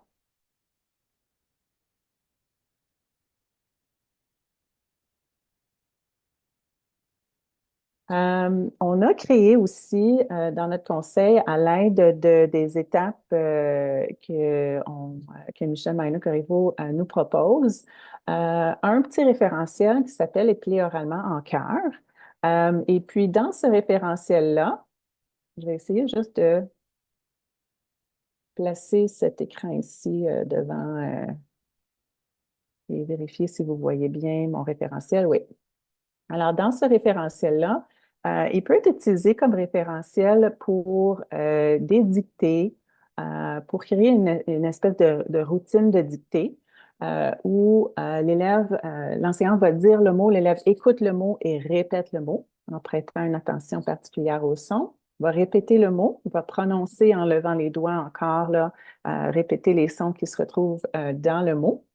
Ensuite, l'élève va épeler le mot. Alors là, pas juste les sons, il va épeler les lettres. L, par exemple, le mot lampe, L-A-M-P-E.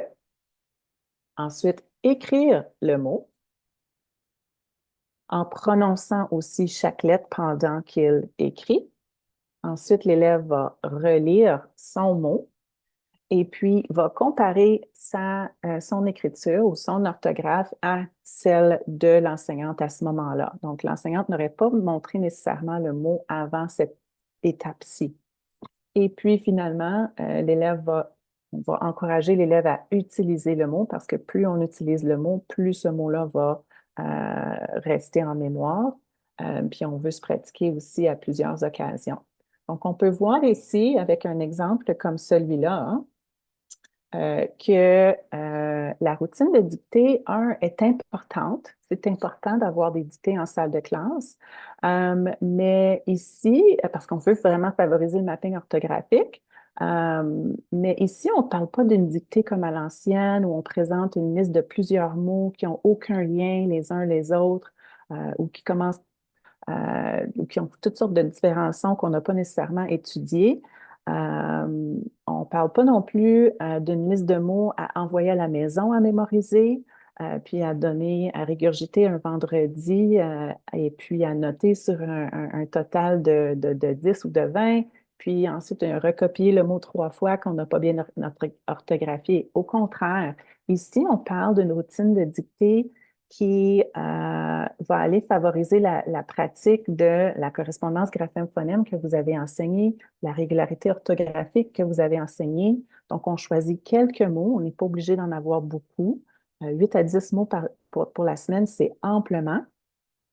Et puis, tous ces mots-là ont une même régularité. Ils partagent une certaine régularité. Par exemple, lapin, sapin, invité, pain, alpin, patin. On voit tous que ces mots-là ont le son, ont le graphème « in » à l'intérieur. Puis la liste ne devrait pas, comme je dis, être exhaustive non plus. Et puis, on les pratique en salle de classe, dans nos leçons. Et oui, le vendredi, on peut faire une petite dictée pour voir quelle a été la maîtrise de cette correspondance graphème-phonème-là. Et ça sert d'évaluation diagnostique, encore une fois, pour que l'enseignant puisse voir qu'est-ce que mes élèves ont été en mesure de maîtriser, qu'est-ce qu'il me reste maintenant à enseigner, quels élèves est-ce que j'ai besoin d'appuyer davantage. Donc, ça, c'est une pratique qui peut être bien plus utile au niveau de la dictée, mais la dictée, elle est très importante aussi pour favoriser la pratique chez nos élèves. Oui, l'utilisation du cœur pour les lettres muettes. Oui, on peut utiliser le principe du cœur pour faire un cœur autour d'une correspondance graphème qu'on n'aurait peut-être pas enseignée encore, ou que l'élève doit se rappeler par cœur pour le moment. Parce que oui, il arrive des fois, surtout quand on est en jardin ou en première année, d'avoir à enseigner, par exemple, un mot fréquent dans lequel on n'a pas nécessairement enseigné une correspondance graphème-phonème, mais que l'élève doit utiliser. Donc, on peut présenter le mot de la même façon qu'on le présenterait avec notre mapping orthographique, mais on pourrait juste dire à l'élève à ce moment-là, OK, bien, cette graphie-là, tu ne la connais pas encore, mais ça fait tel son. Puis peut-être que tu peux juste te mettre un petit cœur autour pour le moment, juste pour te rappeler de cette partie un petit peu peut-être un petit peu plus difficile pour le moment.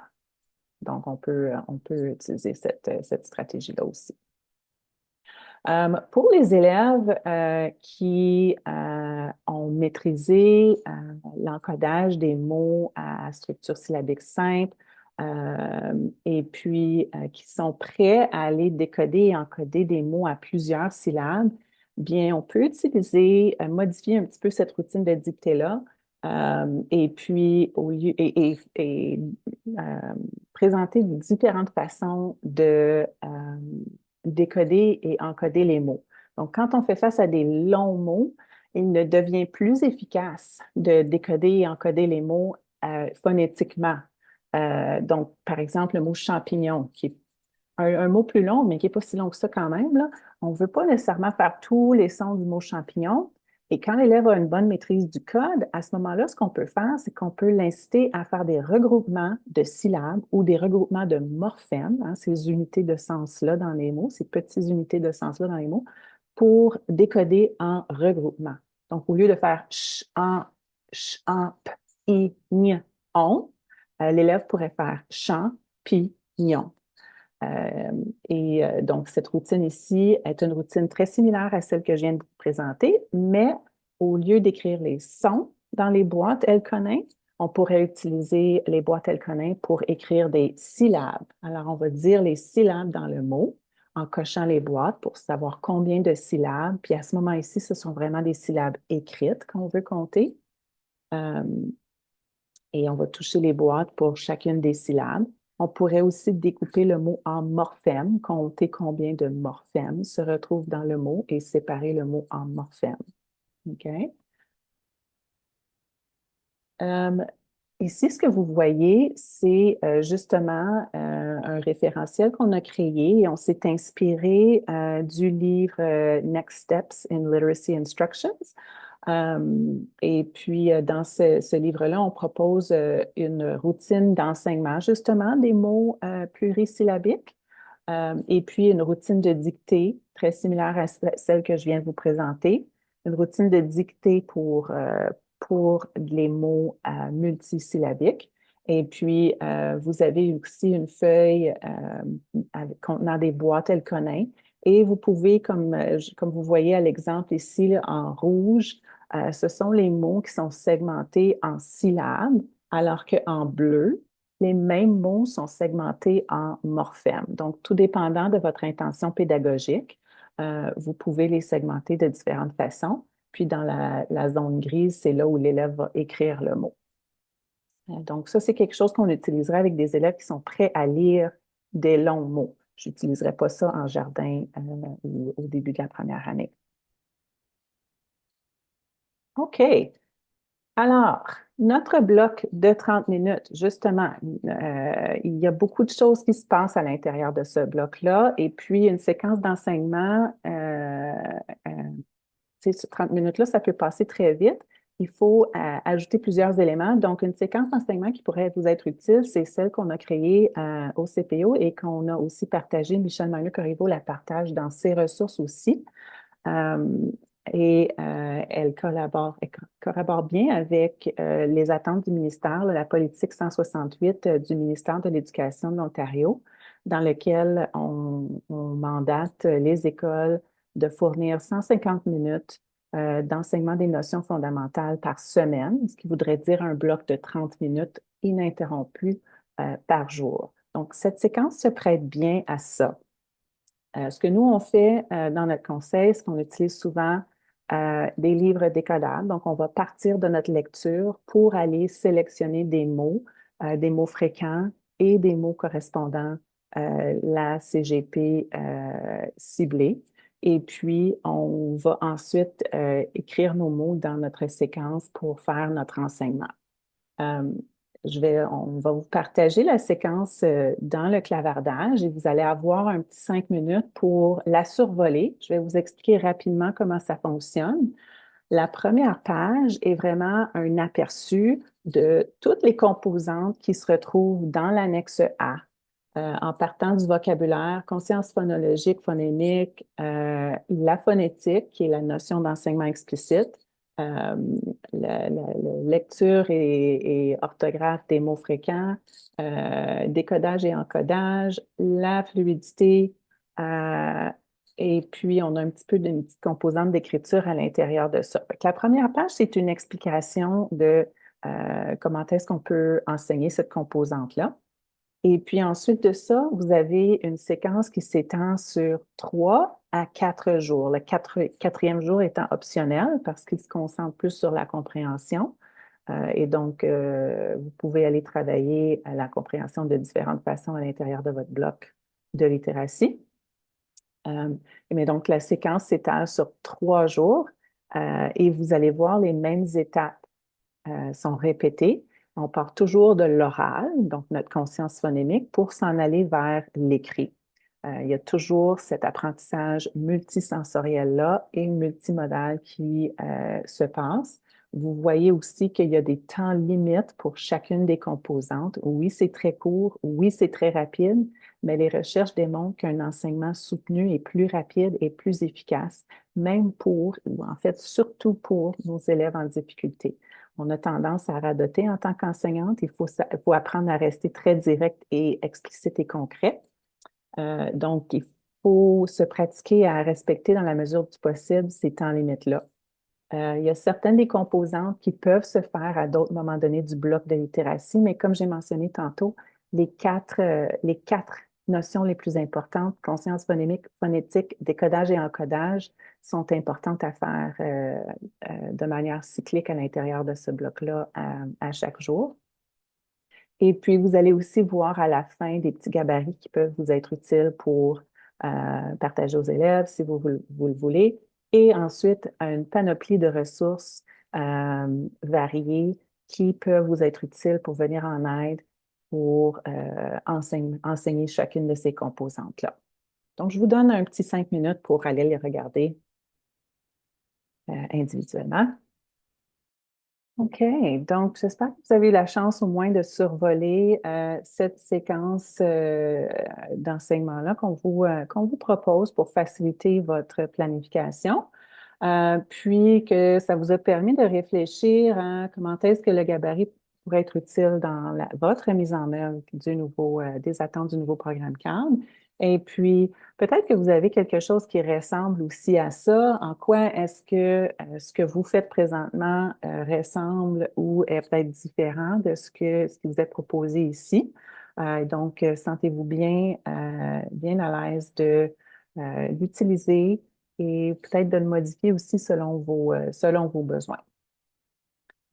Euh, Au CPO, pour le cycle moyen, nous avons créé quelque chose d'un petit peu différent. Pour les enseignants de troisième et plus, on a plutôt élaboré une séquence d'enseignement explicite du vocabulaire, puis une séquence d'enseignement explicite d'une règle. Ça pourrait être une règle orthographique ou une règle grammaticale, tout dépendant, pour permettre aux enseignants d'incorporer les principes de la littératie structurée dans leur bloc de littératie, mais avec un peu plus de flexibilité que ce que je viens de vous présenter avec la séquence de première, deuxième année. En passant, il existe aussi une séquence similaire à la séquence de première, deuxième année pour la maternelle jardin. Donc, si vous allez dans les ressources de Michel, vous allez voir qu'il existe une séquence très similaire à la bleue, mais elle est rose et celle-là s'applique pour la maternelle jardin. Donc, lorsque vous allez recevoir la présentation, vous allez pouvoir jeter un coup d'œil aux deux séquences que vous voyez ici pour vous permettre de faire un enseignement explicite d'une règle orthographique pour aller réviser certaines choses parce qu'on sait très bien que nos élèves au cycle moyen n'ont pas nécessairement acquis toutes les CGP et surtout les régularités orthographiques aussi et ont besoin de pratique. Donc, ça peut vous permettre de faire cet enseignement-là. Et puis, on veut aussi miser sur l'enseignement explicite du vocabulaire, puis en utilisant la démarche d'enseignement explicite du vocabulaire qu'on vous propose ici, on peut aussi faire l'étude morphologique des mots et donc aller travailler la conscience morphologique en même temps. On arrive maintenant à la dernière partie de notre rencontre aujourd'hui, qui est celle du dépistage précoce universel. Donc, c'est le deuxième aspect qui est abordé dans la politique 168. Et puis, on va se familiariser un petit peu avec les évaluations diagnostiques au service de l'apprentissage pour pister le progrès des élèves en se fiant sur les compétences directement liées à l'apprentissage de la lecture, les compétences qu'on a vues dans notre modèle de Scarborough au début de la rencontre d'aujourd'hui. Donc, le dépistage précoce universel, c'est l'autre gros morceau du casse-tête. Après la progression des apprentissages et puis les pratiques gagnantes en matière d'enseignement explicite et la planification efficace, vient justement ce prochain morceau-là. Donc, on y a créé un arbre décisionnel qui vous aidera à comprendre tout d'abord le développement des habiletés des élèves en matière d'apprentissage de la lecture. Et puis, c'est à ce moment-là, quand on comprend ce cheminement-là, qu'il devient également beaucoup plus facile d'évaluer les habiletés des élèves et de déterminer leur progrès. Puis ensuite, de faire des regroupements selon les réels besoins, plutôt qu'avec un niveau de lecture qui nous dit vraiment très peu sur les besoins de l'élève à ce niveau-là. Pour les élèves plus jeunes, comment est-ce qu'on utilise cette arbre décisionnel-là? On va commencer par le bas, et puis avec les compétences les plus fondamentales, puis on va monter vers le haut pour déterminer l'état de leur progrès. Tandis que pour les élèves plus âgés, on va commencer par le haut, qui est l'objectif final, la compréhension de lecture, et on va aller creuser plus loin pour, si c'est nécessaire, pour voir et essayer de mettre le doigt sur la compétence qui agit comme barrière à la progression des élèves. Donc, voyons avec un premier exemple, comment est-ce qu'on passerait par les branches de cet arbre décisionnel-là en ayant en tête un élève de quatrième année pour commencer. Donc, en quatrième année, nos élèves ont de l'expérience en lecture et puis on n'a donc typiquement pas de raison à évaluer la conscience phonémique de tous nos élèves, car ça représenterait une vraie perte de temps pour nous et on sait que le temps est très précieux. Donc, on va partir de la compréhension en lecture et puis lorsqu'on constate que tout va bien, suite à la vérification de compréhension, bien, on poursuit notre enseignement comme à l'habitude.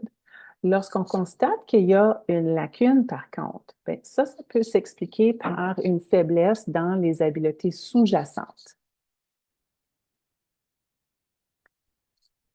Et donc, on va s'en aller un peu plus bas.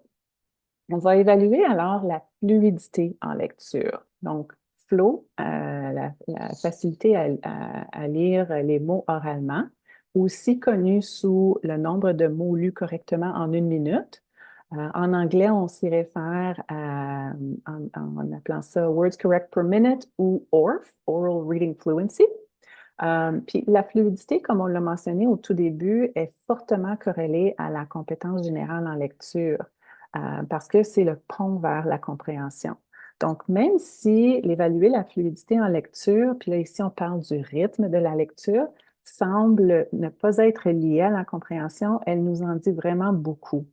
Donc, en chronométrant l'élève, puis pendant 1 minute de lecture, on peut déterminer si le rythme de lecture nuit à sa compréhension ou risque de nuire à sa compréhension.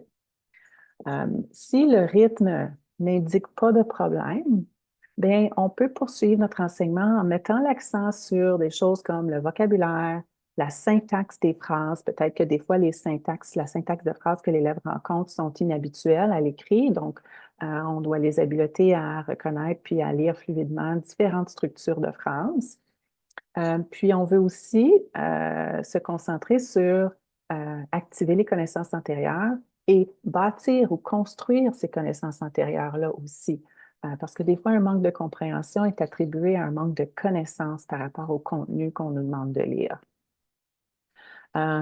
Typiquement, un élève ayant un faible rythme en lecture retient moins de ce qu'il lit. Donc là, on va chercher avec ce type d'évaluation-là à voir que le rythme de lecture soit dans la norme minimale pour favoriser la compréhension. Un élève qui met beaucoup d'efforts à décoder tous les sons dans un mot va avoir de la difficulté à se situer justement dans la norme. De même qu'un élève qui rencontre trop de mots de vocabulaire inconnus. Donc, une faiblesse à ce niveau ici exige qu'on aille creuser un petit peu plus loin pour comprendre justement quelle est la raison de cette faiblesse. Alors, avec le même type d'évaluation, le nombre de mots lus correctement en 1 minute, on peut aussi calculer le taux de précision. Donc, est-ce que l'élève est capable de décoder les mots avec une exactitude suffisante?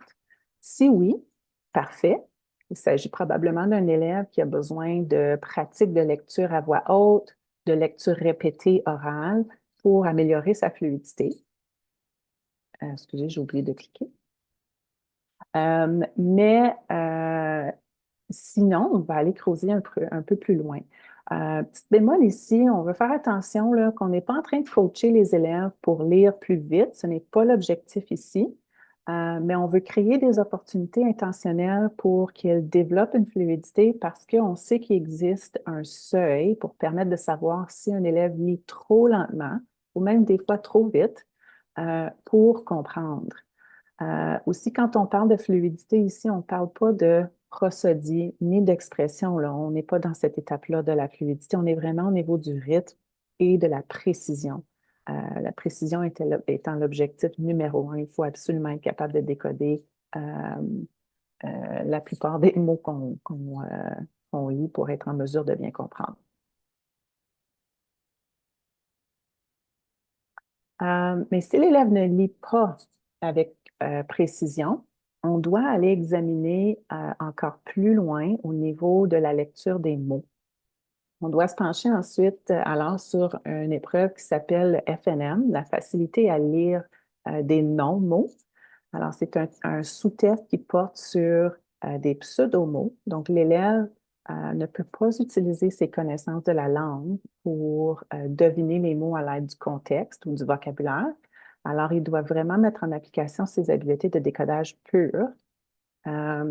Si l'élève nous démontre qu'il est compétent dans cette épreuve-ci, bien, on sait qu'il possède des compétences phonétiques et des compétences de décodage fondamentales intactes. On doit plutôt donc se concentrer sur l'enseignement des stratégies de lecture de mots plurisyllabiques et donner beaucoup plus de pratique d'application avec la lecture orale des textes. On peut aussi aller travailler la conscience morphologique davantage ici, ce qui pourrait aider nos élèves. Des stratégies de lecture de mots plurisyllabiques pourraient inclure de couper le mot en syllabes, comme j'ai mentionné un petit peu plus tôt, ou en morphèmes pour faire des regroupements lors du décodage. Si les compétences sont faibles, bien, on descend encore plus bas. On doit se pencher sur les compétences encore plus fondamentales, donc examiner au niveau de la conscience phonémique. Les sous-tests ici peuvent varier, mais il pourrait s'agir de la facilité à segmenter des phonèmes, par exemple. Si ces compétences-là sont solides, bien, on sait que la conscience phonémique est probablement bonne et puis qu'on peut se concentrer sur l'enseignement du code, soit l'association des phonèmes graphèmes. Mais si les compétences sont faibles, on doit approfondir et puis enseigner la conscience phonémique, mais pas seulement la conscience phonémique, car on sait qu'elle est étroitement liée à la phonétique et à l'enseignement de la conscience phonémique. C'est plus efficace lorsqu'elle est pratiquée avec des lettres, comme j'ai dit tantôt, surtout quand il s'agit d'élèves au cycle moyen, comme ici dans notre circonstance. Maintenant, on va regarder maintenant le tableau encore, mais en utilisant un élève plus jeune, comme un élève de la première année, comme exemple. Donc, comme vous pouvez voir, lorsqu'on est en maternelle à la première année, on va partir du bas puis on va s'en aller vers le haut. Donc, pour un élève de première année, lorsqu'on évalue la conscience phonémique, on veut utiliser des tests comme la facilité à segmenter les phonèmes et la facilité à reconnaître le premier son dans un mot. Si l'enfant est faible, est-ce que ça veut dire que cet élève-là est à risque? Pas nécessairement. On peut savoir de façon très spécifique quelles sont les difficultés en conscience phonémique, comme isoler un phonème initial ou le phonème médian au final, segmentation phonémique, fusion phonémique. On peut ensuite aller travailler avec les élèves qui ont des besoins semblables en plus petits groupes, pendant un centre d'apprentissage, les centres d'apprentissage, par exemple, ou des activités pédagogiques individuelles. Quand on intervient rapidement à un jeune âge, ça peut prendre quelques semaines seulement pour rattraper les élèves. Par contre, plus on attend, plus les écarts s'agrandissent et plus ça peut prendre des années à adresser. Si l'élève démontre des habiletés solides au niveau de la conscience phonémique, bien, on peut avancer à l'enseignement explicite et systématique de la phonétique, du décodage et de l'orthographe. On peut aller évaluer la maîtrise des CGP ou évaluer l'habileté à lire des non-mots. Donc, lorsqu'on évalue les élèves et qu'on constate que 80% de nos élèves ont acquis une compétence, mais que 20% tardent encore à maîtriser, bien, on peut prévoir un enseignement à l'étape 2 pour ces élèves-là, des plus petits regroupements pour leur fournir plus de pratique à ces élèves-là. Encore, on identifie les besoins de nos élèves, puis on intervient en petits groupes afin de mieux répondre à leurs besoins. Si le décodage est à niveau, bien ça nous indique qu'on peut prévoir l'enseignement d'une compétence plus complexe, comme le décodage multisyllabique peut-être, de nombreuses lectures et de nombreuses lectures de textes. Donc, cet arbre décisionnel-là est vraiment intéressant, puis nous aide vraiment à comprendre le processus du dépistage précoce universel. Nos dépistages précoces universels, soit dit en passant, sont vraiment des évaluations rapides, validées et normalisées qui nous permettent d'évaluer toutes ces compétences-là. Puis dans les sous-composantes des dépistages universels, les épreuves durent 1 minute, ce qui veut dire que l'évaluation au complet dure environ 10 minutes par élève. Les données qui sont recueillies des dépistages de ces types d'évaluation nous en disent beaucoup et servent de drapeau rouge pour identifier les élèves qui ont besoin d'intervention du niveau 2 et du niveau 3. Une bonne analyse des résultats nous donne également de nombreuses pistes d'intervention pour nous aider à faire cheminer ces élèves-là afin d'éviter les écarts ou réduire les écarts. Le but, c'est vraiment d'intervenir le plus tôt possible, le plus rapidement possible, contrairement à l'ancienne conception que l'élève va se rattraper de lui-même avant la fin du primaire. Pendant des décennies, il y a des recherches qui montrent que l'intervention en lecture est plus efficace chez les élèves plus jeunes. Une raison pour ça, c'est que les écarts de compétences sont beaucoup plus petits entre les lecteurs faibles et les lecteurs forts lorsque les élèves sont jeunes. À mesure que les élèves grandissent, l'écart devient de plus en plus large et plus l'écart est important, plus il est difficile à combler. Ça a des implications importantes pour les résultats des élèves, puis ça dans vraiment toutes les matières. Le dépistage universel précoce nous permet d'identifier les élèves qui pourraient être à risque de rencontrer des difficultés en lecture suffisamment tôt pour prendre des mesures correctives et concrètes. Fournir ces indicateurs de compétences fondamentales en alphabétisation, c'est essentiel car on doit savoir qui est sur la bonne voie et qui ne l'est pas si on veut améliorer les résultats grâce à un enseignement efficace. Les élèves peuvent être dépistés avant même de commencer à apprendre à lire, ce qui permet des interventions plus ciblées et une intensification précoce si nécessaire. On ne fait pas le dépistage pour orienter les élèves ou pour identifier des particularités d'apprentissage. On le fait vraiment pour mieux nous informer, mieux informer notre enseignement et pour modifier nos interventions afin de maximiser leur succès. Ces outils de dépistage sont fiables. Ils sont basés sur la recherche qui existe depuis plus de 30 ans. Ils sont construits à partir de données et de résultats longitudinaux, ce qui signifie que les chercheurs ont suivi des groupes d'élèves au fil du temps pour déterminer s'ils sont devenus des lecteurs compétents. Ils sont capables de déterminer statistiquement quelles compétences et dans quelle mesure les élèves doivent les acquérir dès le départ pour être sur la bonne voie pour réussir leur lecture à l'avenir. Donc, ce sont vraiment des mesures fiables et essentielles à notre enseignement. Selon la politique 168, tous les élèves à l'élémentaire doivent être soumis à un dépistage précoce universel des compétences en lecture à l'aide de Acadience Reading français, dans le cas des conseils scolaires francophones. Vous avez peut-être remarqué l'ajout d'une question à cet effet dans le bulletin scolaire du primaire en Ontario. Et c'est pour cette raison. Donc, les concerts scolaires francophones n'ont pas encore commencé ces dépistages précoces universels-là, mais ça devrait commencer dès le mois de septembre de l'année prochaine. Je vois le temps qui file et j'aimerais vraiment vous montrer la vidéo de Jordan Sloan, qui est aussi un membre de OnLit, de l'équipe OnLit. Elle est présidente de l'Association ontarienne des enseignants de langue vivante et elle est coach en littératie bilingue en français langue seconde dans son conseil dans la région de Pembroke. Et puis, dans son conseil, on utilise déjà les dépistages précoces universels. Donc, elle fait part de ses constats par rapport à l'utilisation du dépistage précoce universel en suivant un élève.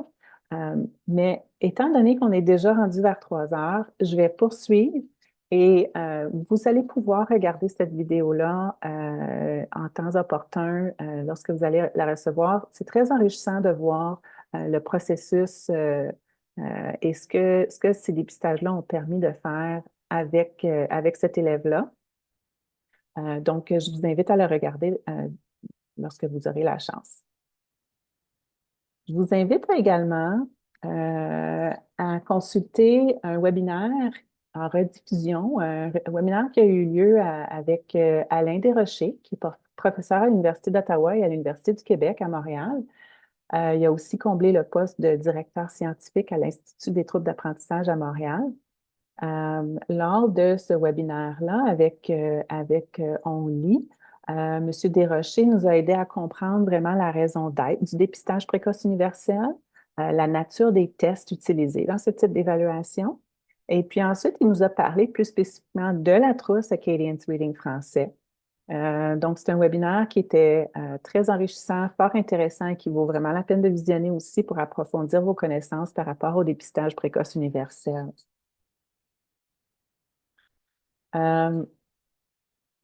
Je vous encourage également très fortement à visionner les vidéos du club de lecture autour du livre Next Steps in Literacy Instruction. Les sessions se trouvent déjà, il y a quelques sessions qui n'ont pas encore eu lieu, mais les sessions 1 à 4 ou 5, je crois, je me souviens plus trop, sont déjà en rediffusion sur la chaîne YouTube d'Only.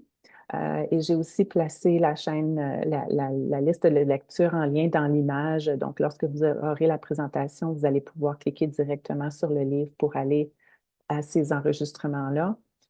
C'est un livre qui vaut la peine de lire parce qu'il pense vraiment à travers d'un modèle justement axé sur les résultats. Il va partir des outils de dépistage qui sont disponibles pour évaluer chacune des composantes et va vous permettre de déterminer des pistes d'intervention basées sur l'évaluation pour aller aider vos élèves à améliorer leurs habiletés. Et finalement, il y a une autre ressource qui existe sur Only qui est qui mérite qui mérite d'être lue au sujet de reconsidérer les niveaux de lecture et les évaluations. Donc, aucune évaluation est totalement précise. On ne va pas se le cacher. L'évaluation, des fois, c'est un art. Mais les évaluations en lecture faites à partir des livres nivelés présentent vraiment un taux d'erreur de plus ou moins 2 niveaux. Donc, ce qui signifie que si un élève est à un niveau 12, par exemple, il pourrait en réalité se situer n'importe où entre 10 et 14, ce qui n'est pas vraiment un résultat fiable pour nous en tant qu'enseignants pour venir en aide à nos élèves. Les évaluations en lecture comme GB+, ne nous donnent pas d'informations spécifiques sur les compétences essentielles en matière de littératie précoce telles que présentées dans l'arbre décisionnel que je viens de vous montrer.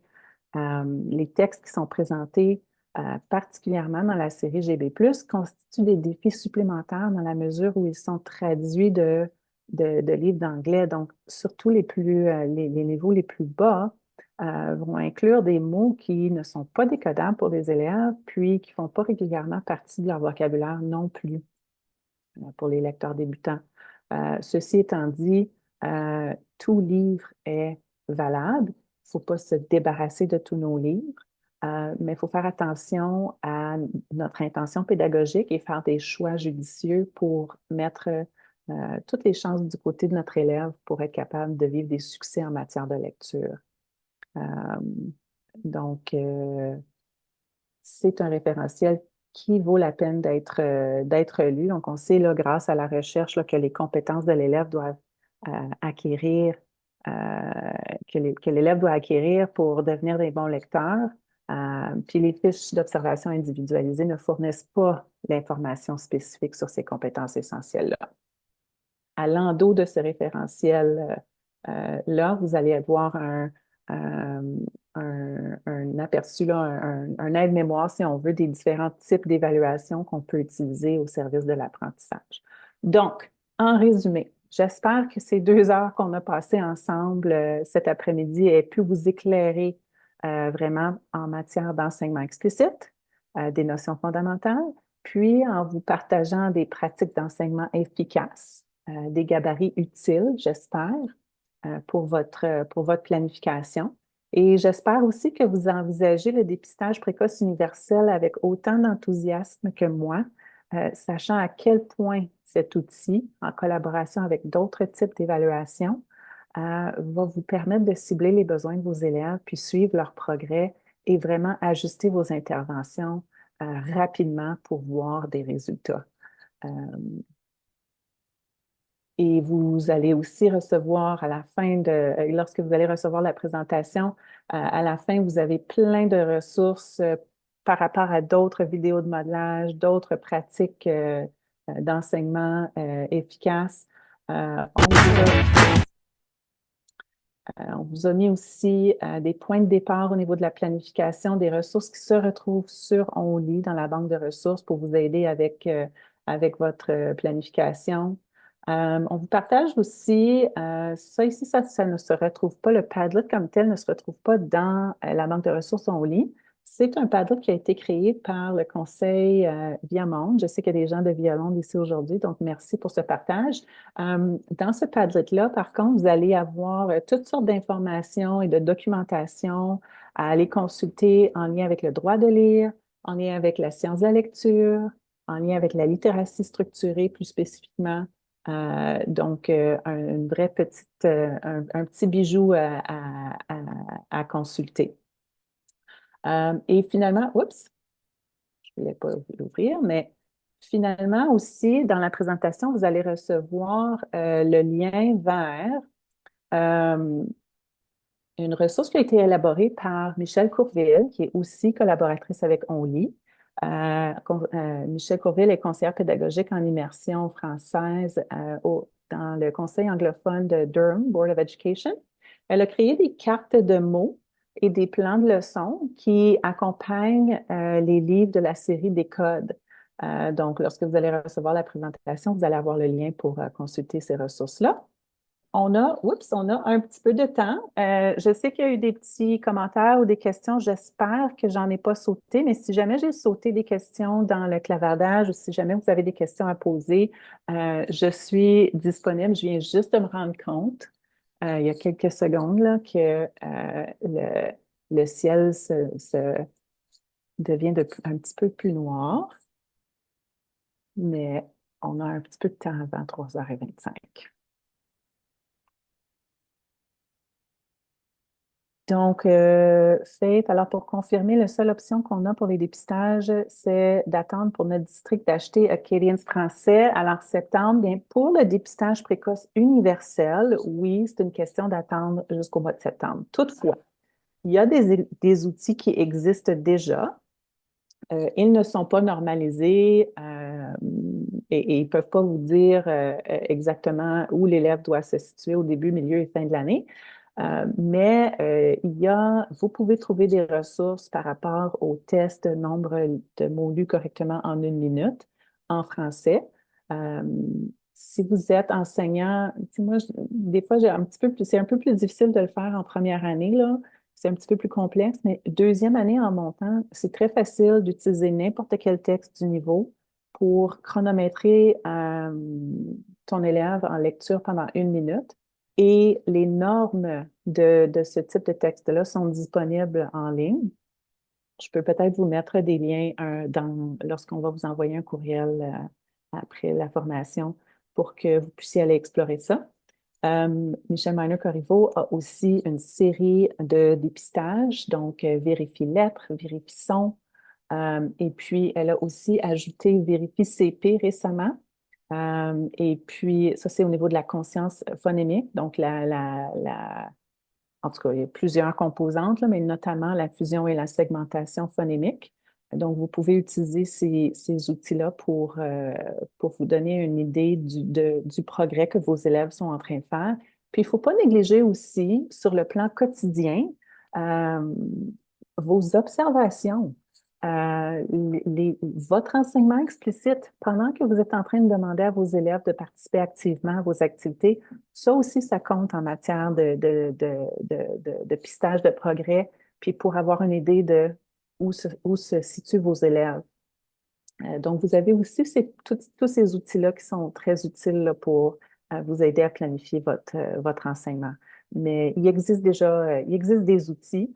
C'est juste qu'au niveau de normaliser, ce serait le dépistage précoce universel et ça s'en vient.